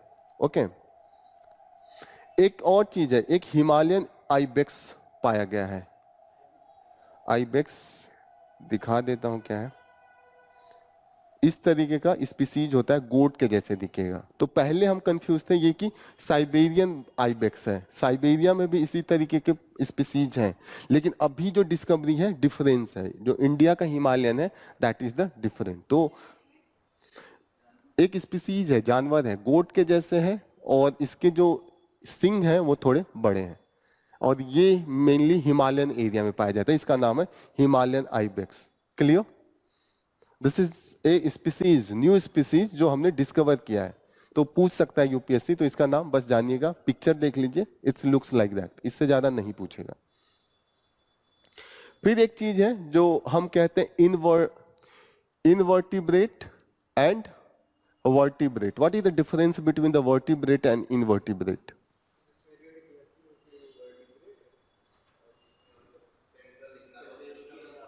Very good. या रीढ़ की हड्डी जो होगा वो वर्टिब्रल कॉलम इसको कहते हैं। जो ये रीढ़ की हड्डी होती है इसको बायोलॉजिकल जो वर्ड होता है, बायोलॉजी में जो साइंटिफिक नेम होता है उसका वर्टिब्रल कॉलम होता है। जिसमें भी ये हड्डी की स्पीसीज होती है उसको वर्टिब्रेट्स, और जिनमें नहीं होती है उनको इनवर्टिब्रेट्स कहते हैं। तो यहाँ पे जो मैक्सिमम नंबर अभी क्या करे हैं वो फाउंड हुआ है वो इनवर्टिब्रेट है, जिनमें नहीं है। ओके। और जो वर्टिब्रेट है मोस्टली है वो फिश स्पीसीज है, फिश में भी तो होता है वो। क्लियर?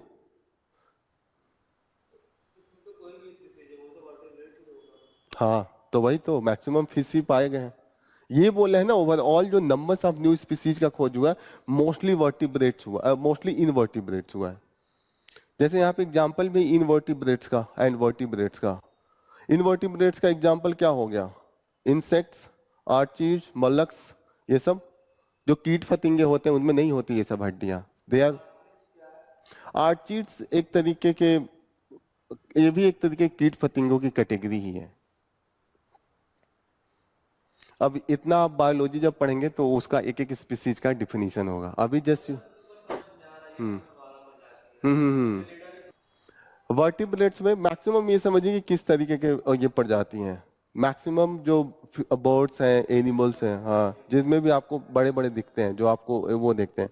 और इनवर्टिब्रेट जो, अरे ये डिफरेंट स्पीसीज है, उसको बायो में पढ़ेंगे कि जो छोटे छोटे कीड़े पानी में आपको देखते होंगे ऐसे ऐसे चलते हैं, इनके डिफरेंट नेम्स होते हैं। तो ओवरऑल ये जानिए कि दे आर द इनवर्टिब्रेट्स, जहाँ पे हड्डी नहीं होती है, जहाँ पे केवल आपको मांस मिलेगा, नो दिस स्केल्टन, जो बीच वाली स्केल्टन है। बस इतना difference, that is more than sufficient. तो इस न्यूज में you should know all this thing. India में जो हॉट स्पॉट है वो वेस्टर्न घाट है and eastern, north eastern region, particularly जो नॉर्थ ईस्टर्न हिमालयन रीजन। तो हॉट स्पॉट में आते हैं। हॉट स्पॉट का मतलब होता है यहाँ पे जो ओरिजिनल स्पीसीज हैं जो बहुत दिनों से आ रहे हैं, दे आर अपने ओरिजिनल कंडीशन में है। जैसे आप प्लेन में देखिएगा सारे स्पीसीज कम हो गए हैं। Done. Next news. Modi ji ने 3 बुक रिलीज, मतलब इन्होंने रिलीज किया है वेंकैया नायडू पे। पहला बुक का क्या नाम है? Venkaiah Naidu life in the service. किसने लिखा है इसको? एस नागेश कुमार ने लिखा है।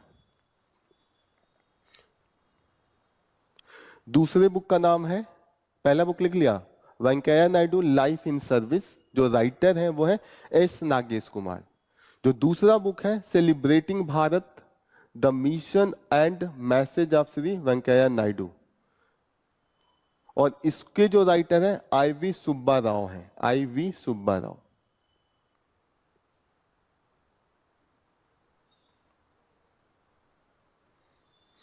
तीसरा बुक है Mahaneta life and journey of Shri M Venkaiah Naidu, और इसके जो राइटर है वो संजय किशोर है। बस पीसीएस में पूछ सकता है, नाम देके पूछ देगा कि किसने लिखा है, और या मैच कराएगा। क्योंकि इस बार भी यूपीएससी जो पेपर हुआ है 16 तारीख को, एक क्वेश्चन था, ये था कि who of the following is the author of the book the India veg and the why Bharat matters. पिछले साल ये सब बुक आए थे, न्यूज में काफी था। इस बार का आईएएस के पेपर में ये क्वेश्चन पूछा। कौन है बताइए? आप लोग बता सकते हैं, बहुत कॉमन सेंस भी लगा के बता सकते हैं। सब लोग बताइए। जैसे आपने बताया शशि थरूर, आप बताइए। पहले बुक का नाम है द इंडिया वे और दूसरे का नाम है वाई भारत मैटर्स। ओरिजिनल इस पे के पेपर में ही दिखा देता हूं, इसमें साफ साफ है। 26 नंबर का क्वेश्चन है, who of the following is the author of the books the India veg and the Bharat matters. जैसे एक आपने गेस किया शशि थरूर, कोई और गेस करे? यस, जयशंकर ने ही लिखा, क्योंकि the India's ways and the why Bharat matters, अब एक्सटर्नल अफेयर मिनिस्टर है, उन्होंने ये दोनों बुक लिखे थे। बहुत इजी क्वेश्चन था। अगर जिसने भी थोड़ा भी न्यूज में पढ़ा था इस पे, कई जब ये बुक रिलीज हुआ तो इस पे आर्टिकल भी आया था लास्ट ईयर, तो हम लोग डिस्कस भी किए थे उसको, आर्टिकल को। तो यही है कि यूपीएससी का जो पैटर्न है maximum it is from the current affairs.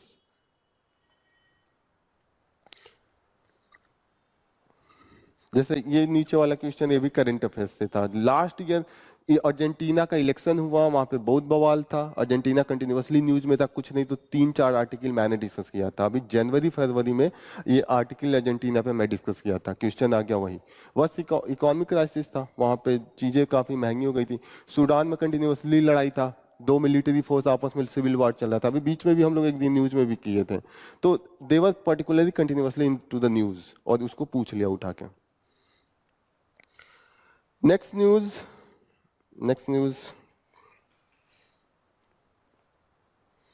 ये न्यूज है, लेकिन ये न्यूज अभी इंडिया का विजिट हो रहा है प्राइम मिनिस्टर का रशिया में, तो अभी जब आगे डिस्कशन होगा कि किस किस मैटर पे है तो वो हम लोग डिस्कस करेंगे, अभी इसको स्किप करते हैं।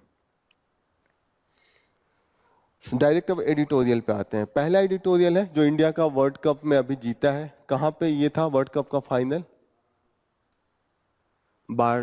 बारबाडोस। ओके, कौन कौन कंट्रीज को करा रही थी? West Indies and the USA. Man of the match कल भी पूछा था मैं, बोला था पढ़ने के लिए, कौन? हाँ, बुमराह। वही वही वही man of the match, player of the match and player of the series ये है बुमराह है। Okay, clear? इसमें एक चीज आप एथिक्स में भी लिख सकते हैं। ये एक चीज ये है कि अफ्रीका को ये बोला जाता है कि रैनबो नेशन बोला जाता है। रैनबो नेशन क्योंकि वहाँ पे ब्लैक है, डिफरेंट टाइप ऑफ कम्युनिटी है, काफी वहाँ पे मिक्सचर है, तो इसीलिए वो भी, जैसे इंडियंस भी है, इंडियंस को ब्राउन कहा जाता है, जो वेस्टर्न अफ्रीकन है black white every type of, ठीक है, तो इसीलिए रैनबो नेशन का।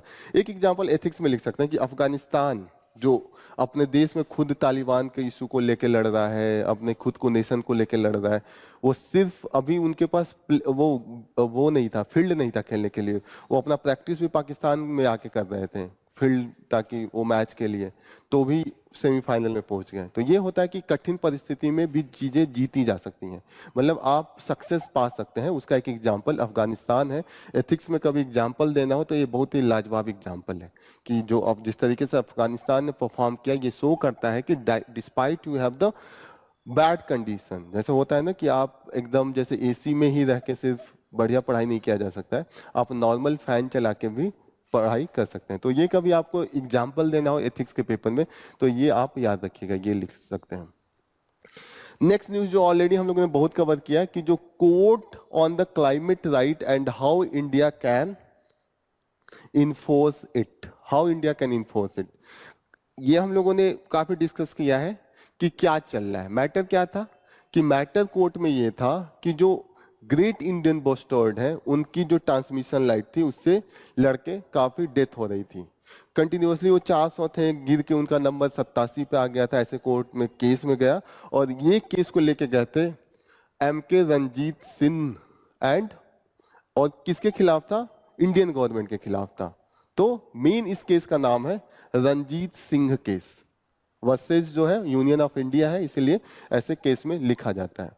तो आप इस केस को लिख लीजिए, रंजीत सिंह केस। कभी भी आपको इन्वायरमेंट पे लिखना हो तो ये केस बहुत इंपॉर्टेंट है। इसमें सुप्रीम कोर्ट ने क्या रिकॉग्नाइज किया है?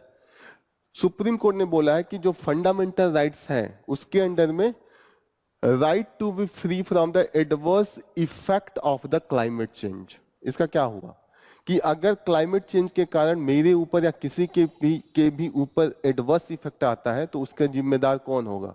the government have to be responsible for it. Okay.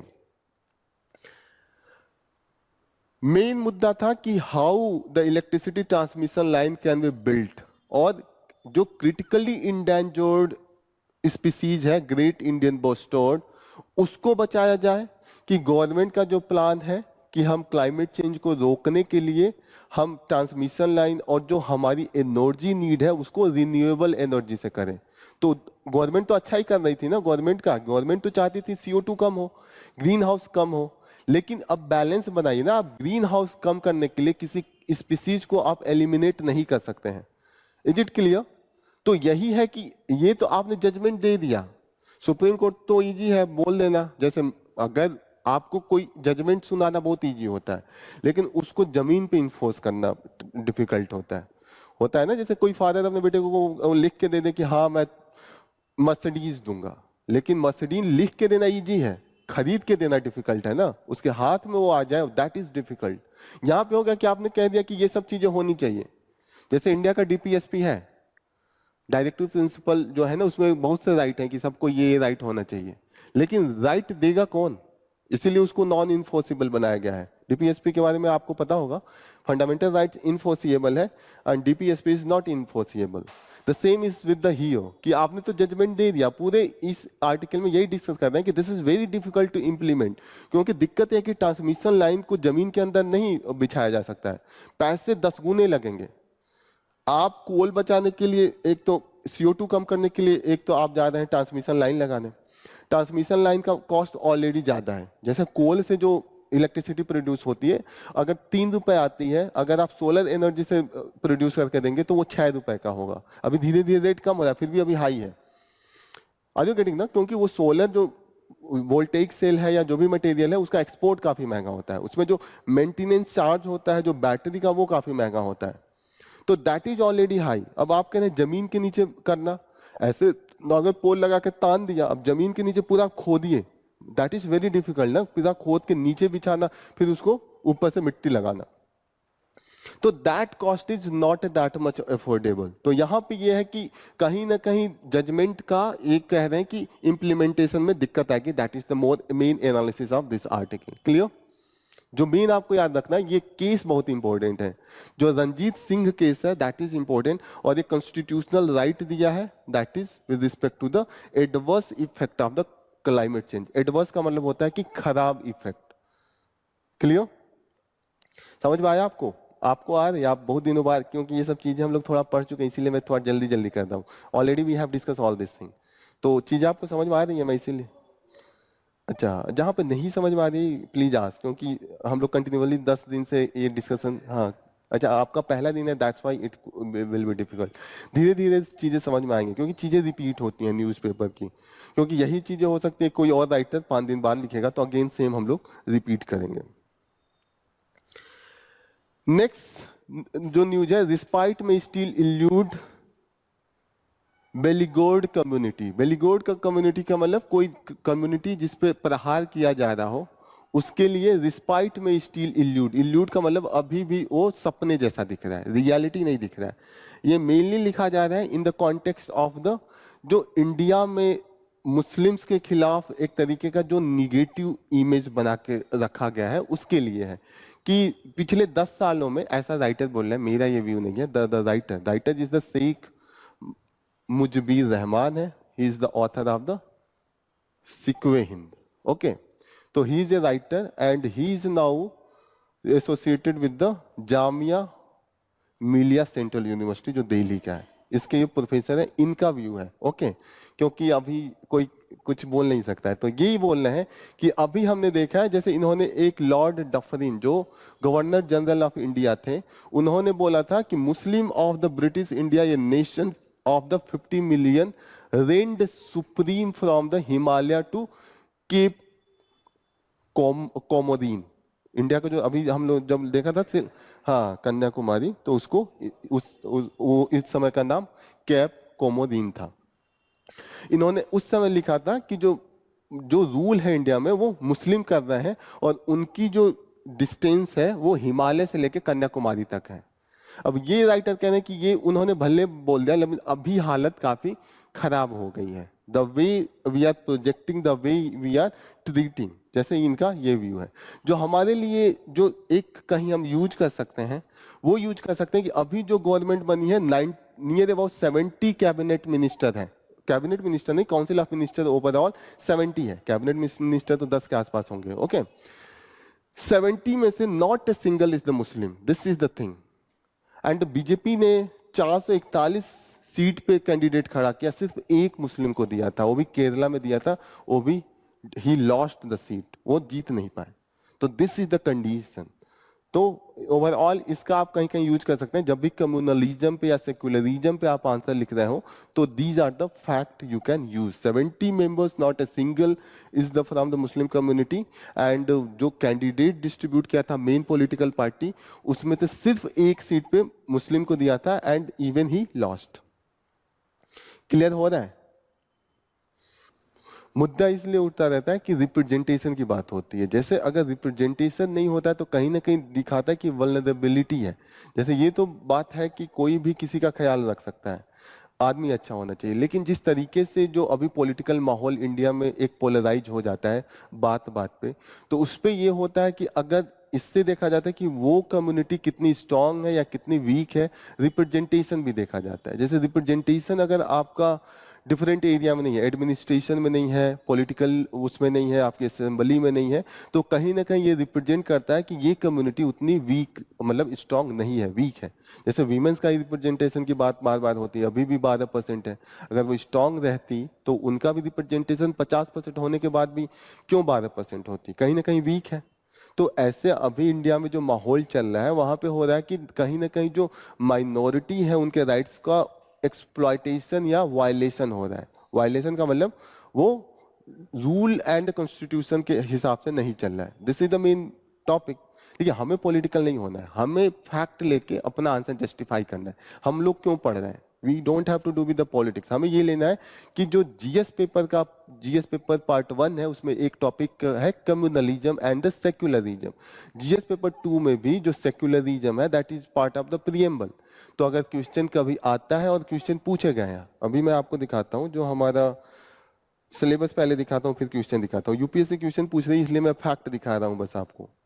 ये मुद्दा बिल्कुल आप सही कह रहे हैं कि ये पॉलिटिकल मुद्दा है, इसको कुछ नहीं लेना, लेकिन पूछ दिया क्वेश्चन। तो जीएस पेपर 1 है और इसमें एक पूरा का पूरा लाइन लिखा हुआ है, ये सिलेबस है हमारा। यहाँ पे एक पूरा मुद्दा है, capitalism, socialism and the effect on the society, Indian society and diversity. अच्छा, यहाँ पे कम्युनिज्म, एक जगह कम्युनलिज्म भी है। अच्छा, यहाँ पे है कम्युनलिज्म, रीजनलिज्म एंड सेकुलरिज्म, साफ साफ लिखा है सिलेबस में। तो यूपीएससी ने अगर सिलेबस में लिखा है ना, तो कहीं ना कहीं पूछते भी हैं। Last to last year continuously 3 साल उन्होंने सेकुलरिज्म पे क्वेश्चन पूछा है, कम्युनलिज्म पे क्वेश्चन पूछा है। तो हमारा आंसर बेस्ड होना चाहिए डेटा एंड फैक्ट्स बेसिस पे। अगर आपको कम्युनलिज्म को ये करना चाहिए कि हाँ कहीं ना कहीं माइनॉरिटी इंपैक्टेड है, तो ये काफी अच्छा एग्जाम्पल है कि out of 400 seat not a single person is given for the Muslims, क्योंकि जो नंबर ऑफ, जो परसेंटेज ऑफ मुस्लिम है वो 14% है। 100 में से इस हिसाब से 14 होने चाहिए, 400 में कुछ नहीं तो 14 चौको कम से कम 56 और 60 होने चाहिए। तो आपको एक भी नहीं मिले, आगे करेंगे ना कि परसेंटेज जो हिसाब है उस हिसाब से तो 14% के आसपास है। तो उस हिसाब से तो कम से कम 56 और 60 के बीच में होना चाहिए, जिस हिसाब से आपने इलेक्शन टिकट दिए। तो कहीं ना कहीं ये दिखाता है ना कि आपका उस कम्युनिटी के पे ट्रस्ट नहीं है कहीं ना कहीं। तो आपको सिर्फ एग्जांपल देना है। आप ब्लाइंडली, जैसे यूपीएससी में आप ब्लाइंडली नहीं लिख सकते कि ऐसा है, कुछ फैक्ट देंगे तभी तो प्रूफ होगा कि आपका बात सही है।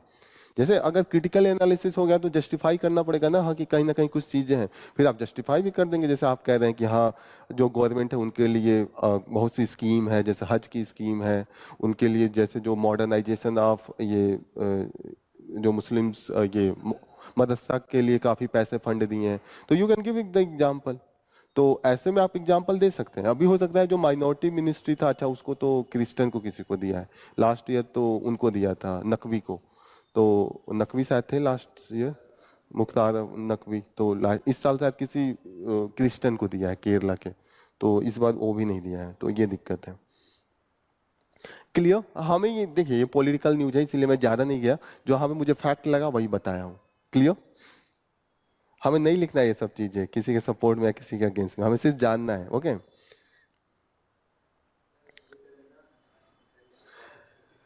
अरे हाँ, इमोशनली हमें होके आंसर नहीं लिखना है, हमें फैक्चुअली एंड ऑब्जेक्टिव आंसर लिखना है। नेक्स्ट जो न्यूज है, on the Tamil Nadu financial distress. अब यहाँ पे जो मुद्दा है, जो तमिलनाडु है, तमिलनाडु में लास्ट ईयर एक साइक्लोन आया था और एक चेन्नई में काफी फ्लड, बारिश के कारण फ्लड आया था, काफी चीजें गिर गई थी, मकाने गिर गई थी, लोगों का डेथ हुआ था। ऐसे कंडीशन में एक चीज है कि जब स्टेट गवर्नमेंट के पास उनके मैनेजमेंट के लिए, डिजास्टर के लिए स्टेट मैनेजमेंट रिस्पांस फंड होता है, स्टेट का होता है, और एक national disaster management response fund होता है। दो फंड होता है। स्टेट जनरली अभी कोई जैसे डिजास्टर आया तो एक होता है कि स्टेट पहले अपने फंड से निकाल के देती है, लेकिन बहुत बड़े लेवल पे डिजास्टर आए और ऐसे केस में स्टेट के पास कैपेसिटी नहीं है तो वो नेशनल जो डिजास्टर मैनेजमेंट फंड है वहां से पैसे देने पड़ते हैं। अब यहाँ से डिमांड आ रही थी, तमिलनाडु ने कहा कि हमारा जो डिजास्टर आया है वो बहुत बड़े लेवल पे है, हमारी कैपेसिटी से बाहर है। तो एक तो उन्होंने उसके लिए पैसे बनाए, दूसरे उन्होंने पैसा बताया कि वहां पे एक मेट्रो, दो मेट्रो प्रोजेक्ट वहां पे पास हुआ है। एक का नाम है Chennai metro phase 1 and phase 2, दो लेवल पे हुआ कंटिन्यूअसली। इस मेट्रो का ऐसे स्टेट गवर्नमेंट दे रही थी, लेकिन इसका जो उद्घाटन हुआ था अमित शाह ने किया। तो अब होता है ना कि इन्होंने किया, पैसा ये ले, जब क्रेडिट ए ले रहे हैं तो उसमें के बाद स्टेट गवर्नमेंट ने कहा कि आप भी पैसे दीजिए, हमारे बस की बात नहीं हो रही है। फिर स्टेट गवर्नमेंट को जब अमित शाह ने अपना वो जब उद्घाटन के लिए, इनॉग्रेशन के लिए गए, तो उन्होंने पहले पैसे खुद दिए। उनको ये लग रहा था कि that money will be coming from the union, बाद में दे देगी। यूनियन ने उसके नाम पे कुछ पैसे नहीं दिए हैं, उन्होंने मुश्किल से 300 कुछ दिए हैं। अच्छा, डिमांड इन्होंने किया था 37,000 करोड़ का, गवर्नमेंट जो यूनियन से मिला है वो इतना करोड़ मिला है। ओके, तो यहाँ पे वही कह रहे हैं कि जो नेशनल डिजास्टर रिस्पॉन्स फंड है, पैसे यहां से आने चाहिए थे एक लेवल के बाद जब हमारे खर्चे बढ़ गए। तो वही लड़ाई इन दोनों के बीच में चल रही है। ये कह रहे हैं कि स्टेट डिजास्टर रिस्पांस फंड है उसके अकाउंट में पैसे थे ही नहीं जितने खर्च हुए हैं, क्योंकि मैक्सिमम जो टैक्सेशन का पावर है वो सेंट्रल गवर्नमेंट के पास है। फिर इन्होंने कहा कि बाद में इन्होंने जो रेल मेट्रो बनाने की कोशिश की थी वो डिफरेंट एजेंसी से सपोर्ट में करा था, और ये सपोर्ट मैक्सिमम जो होता है इंटरनेशनल लेवल पे था। यहाँ पे भी था कि गवर्नमेंट कुछ इनको फंडिंग करेगी। यहाँ पे आपको ये जानना जरूरी है, जैसे जापान इंटरनेशनल कोऑपरेशन एजेंसी है, जापान की है। दो चीजें इंपॉर्टेंट है, एक है Asian infrastructure investment bank and दूसरा है न्यू डेवलपमेंट बैंक। इसके बारे में सुना है? सुना है इसके बारे में? ये दोनों के बारे में काफी न्यूज में थे अभी। क्यों ये न्यूज में? यस, जो एशियन इंफ्रास्ट्रक्चर इन्वेस्टमेंट बैंक है ये चाइना का इनिशिएटिव है। चाइना जैसे यूएस का डोमिनेंस है, यूएस का डोमिनेंस किस लिए है? वर्ल्ड बैंक एंड आईएमएफ को लेके कल हम लोग पढ़े थे, कल परसों इस पर डिस्कस किए थे ना कि कैसे आईएमएफ एंड वर्ल्ड बैंक का यूज करता है। ऐसे ही चाइना एक नया अपना डोमिनेंस के लिए एशियन इंफ्रास्ट्रक्चर इन्वेस्टमेंट बैंक करा है, और इसका मेन है कि जो चाइनीज सुपरमेसी है उसको बरकरार रखा जाए। इसके जो अभी मेंबर है नियर अबाउट 100 है, और इसका जो मेनली स्टार्ट किया था 2015 में, इसका हेडक्वार्टर है बीजिंग में। ये सब चीजें याद रखिएगा, प्रीलिम्स में पूछा है headquarter and when it started. वो जो स्टार्ट हुआ था वो 2014 में स्टार्ट हुआ था, और ये ब्रिक्स का है। और जो समिट जिसके अंडर में हुआ था उसको फोर्टलेजा समिट हुआ था, उसके अंडर में ये स्टार्ट हुआ था। ये सब चीजें फैक्ट है, याद रखिएगा। एनडीबी का हेडक्वार्टर संघाई है क्या? शायद, आई थिंक संघाई, एक बार चेक कीजिए, आई फॉरगेट, संघाई होना चाहिए इसका, कहीं दिया होगा इसमें headquarter, I think it is Shanghai. Okay, check कर लेंगे, नहीं होगा मैं इसको अपडेट कर दूंगा। क्लियर हुआ ना? जो एनडीबी है, NDB is mainly to represent the new development bank. ये ब्रिक्स का है। जैसे हम वेस्टर्न कंट्रीज हैं उनके जवाब में क्या रखना चाहते हैं? एक अल्टरनेटिव देना चाहते हैं। एशिया में अपना सुपरमेसी चाइना करना चाहता है, तो चाइना ने Asia investment infrastructure investment bank है, मेनली ये इसलिए है कि लॉन्ग टर्म प्रोजेक्ट को फंडिंग के लिए है। जैसे कभी पोर्ट बन रहा हो या कभी कोई, जैसे इन्होंने अपना रोड एंड बेल्ट इनिशिएटिव था to connect the Asia to the Africa and Europe, तो टोटल एशिया चारों तरफ फैला रहे हैं ना, तो इसको मेनली फंडिंग आप ये इनके द्वारा कर रहे थे। और जो ब्रिक्स है वो इसके द्वारा फंडिंग कर रहा है। और यहाँ पे हम ये दिखाना चाह रहे हैं कि हम यहाँ पे मोर इक्विटी दे रहे हैं, मतलब जो बैंक वोटिंग राइट है that is equally divided into the developing countries. वहां पे है ना, मोस्ट ऑफ द, हमने देखा था कि G7 है और most of the voting rights 40% हम देख रहे थे वो किसके पास था, G7 के पास था, 16% अकेले यूएस के पास था। तो कहीं ना कहीं जो शिफ्ट है वो अभी डेवलपिंग कंट्री के द्वारा इसमें जा रहा है। ओके,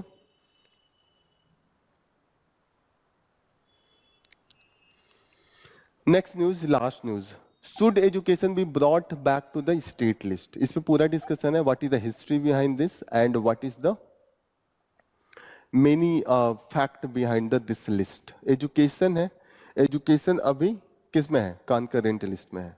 पहले ये किस में था, स्टेट लिस्ट में था। ये लिस्टिंग सिस्टम कब से आई थी, हिस्ट्री पढ़ा आप लोगों ने? जो government of India act Britishers ने लेके आया था 1935 में, तभी इन्होंने लिस्टिंग सिस्टम लेके आया था।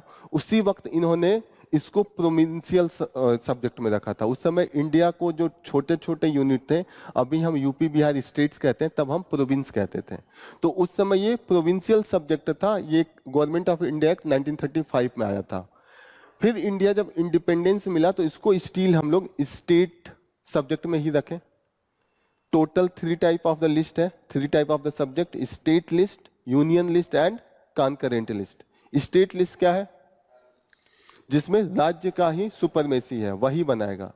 यूनियन लिस्ट, यूनियन का सुपरीमेसी है। कॉन्करेंट लिस्ट दोनों बना सकते हैं, लेकिन जब यूनियन बना देगा तो जो स्टेट का लॉ है वो उसको हटना पड़ेगा, ये सुपरसीड करेगा। क्लियर?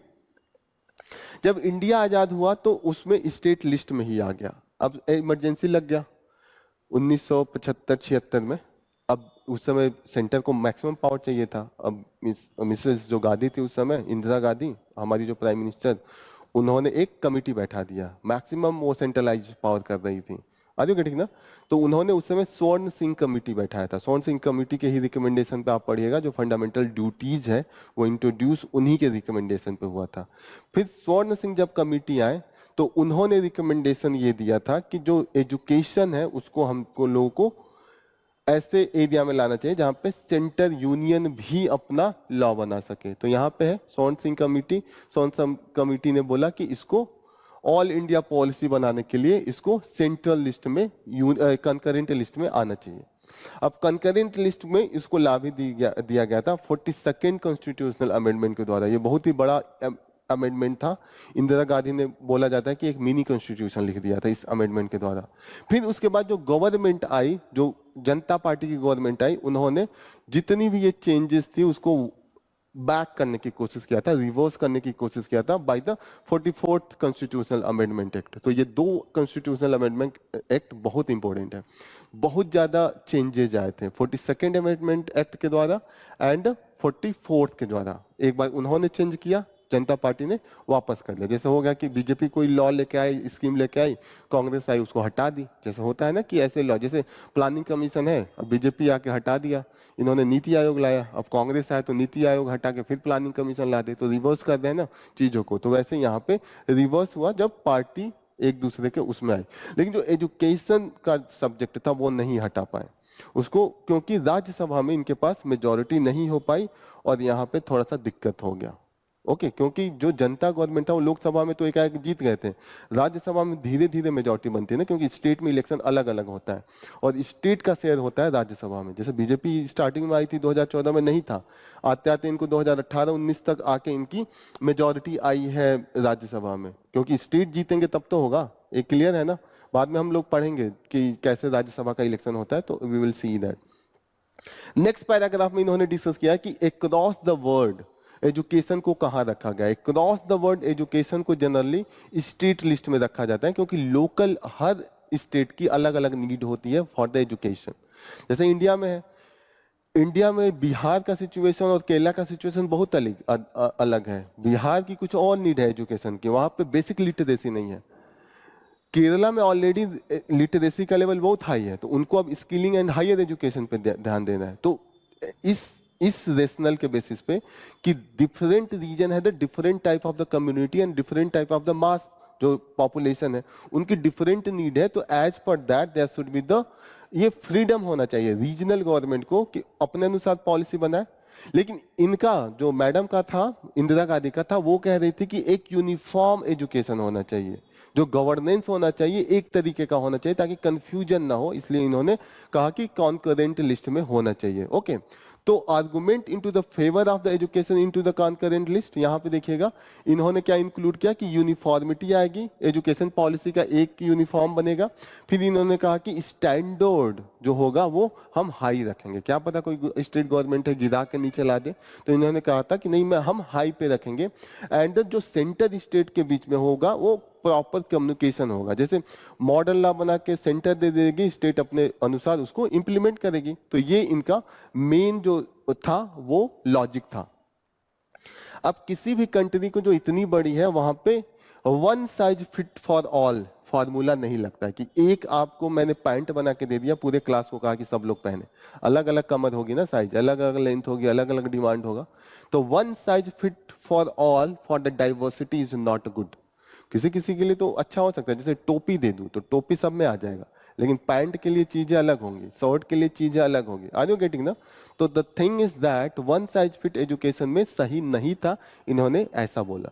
फिर इन्होंने कहा कि मोस्टली अभी जो देखा गया एक्सपेंडिचर, जो अभी एनालिसिस 2020-21 के बीच में किया गया, most of the money education में जो खर्च हुआ है 6,25,000 करोड़ टोटल जो खर्च हुए हैं, मोस्टली जो आ रहा है वो स्टेट खर्चा कर रहा है। 85% जो खर्च आ रहे हैं बेसिक एजुकेशन पे आ रहे हैं, different need of the education आ रहे हैं, और वो स्टेट गवर्नमेंट खर्च कर रहा है। लेकिन पावर जो लेजिस्लेशन का है वो कंकरेंट लिस्ट में है और वो यूनियन गवर्नमेंट बना रहा है। तो इस पे ये कह रहे हैं कि ये आर्गुमेंट जो दिया गया है इसको फिर से सोचना चाहिए और फिर से हो सके तो इसको वापस स्टेट गवर्नमेंट में लाइए, क्योंकि उस समय जो इन्होंने लॉजिक दिया था कि जो करप्शन बढ़ गया है, जब इन्होंने उसमें लाया था कंकरेंट लिस्ट में, तो इन्होंने कहा था कि स्टेट लेवल पे करप्शन ज्यादा हो रहा है, नेशनल लेवल पे होगा तो हम संभाल लेंगे, यहाँ पे हमारे पास ज्यादा पावर है। लेकिन अब जब नीट का और नेट का जो कंटिन्यूस अभी जो आ रहे हैं paper leaks, different type of the irregularity, तो फिर से डिबेट होगा कि आप जो लेके वापस पावर छीने थे, आप में भी तो वही आ गया, करप्शन तो अब आप में भी हो गया, उससे ज्यादा हो गया, तो फिर से डिबेट होगा कि वापस इसको उसमें दे देना चाहिए। This is the debate. समझ में आ रहा है? इस पे क्वेश्चन आएगा, हो जाएगा? एक क्वेश्चन दूं मेंस के लिए। नॉर्मली ये होता है कि हम 70% पॉजिटिव देते हैं, 30% बॉडी पार्ट में निगेटिव देते हैं। जब क्रिटिकली होता तो तब भी ज्यादा नहीं करते हैं, 50-50 कर देते हैं। मतलब जितना बराबर निगेटिव दे देंगे बराबर पॉजिटिव दे देंगे। नॉर्मल केस में ये करते हैं कि 70 पॉजिटिव देते हैं, हमेशा सपोर्ट में ही देते हैं, 30% कुछ लकुना हो जाता है। लेकिन अब क्रिटिकली दे दिया तो आप मतलब क्रिटिसाइज कर सकते हैं, 50% 60% भी क्रिटिसिज्म जा सकते हैं, लेकिन एकदम क्रिटिसिज्म में ही नहीं जा सकते। कुछ आपको उस पर देना चाहिए, जैसे हम लोग डिस्कस किए ना कि क्या पॉजिटिव था, कि यूनिफॉर्मिटी की बात की गई, स्टैंडर्ड हाई की बात की गई। फिर उन्होंने कहा कि साइनोर्जी बिटवीन द स्टेट एंड जो यूनियन है वो होगा। लेकिन निगेटिव में ये है कि पहली बात तो आप one size fit for all कर दे रहे हैं, दूसरी बात है नीड अलग अलग है, तीसरी बात कि आपके पास उतना इंफ्रास्ट्रक्चर नहीं है। कल हम लोग डिस्कस किए थे, उस दिन डिस्कस किए थे कि जो इतनी इंफ्रास्ट्रक्चर होगी आपके पास, एक ही बार 20 लाख स्टूडेंट का कराना है, स्टाफ एकदम कम है। तो ऐसे ही केस में जो लोकल है वहां पे डिस्टेंसिंग ये सब कम हो जाएगी, एज पर देयर नीड वहां पे भी सजेशन आते रहेंगे, रिकमेंडेशन इजी हो जाएगा, तो डाइवर्सिटी बनी रहेगी। तो इसलिए ये होगा। ठीक है, सो एनी डाउट? सब कुछ क्लियर था आज में? सब कुछ सही चल रहा था? Okay, so here we will conclude our session. Thank you for joining the session. कल फिर मिलते हैं। Okay, thank you.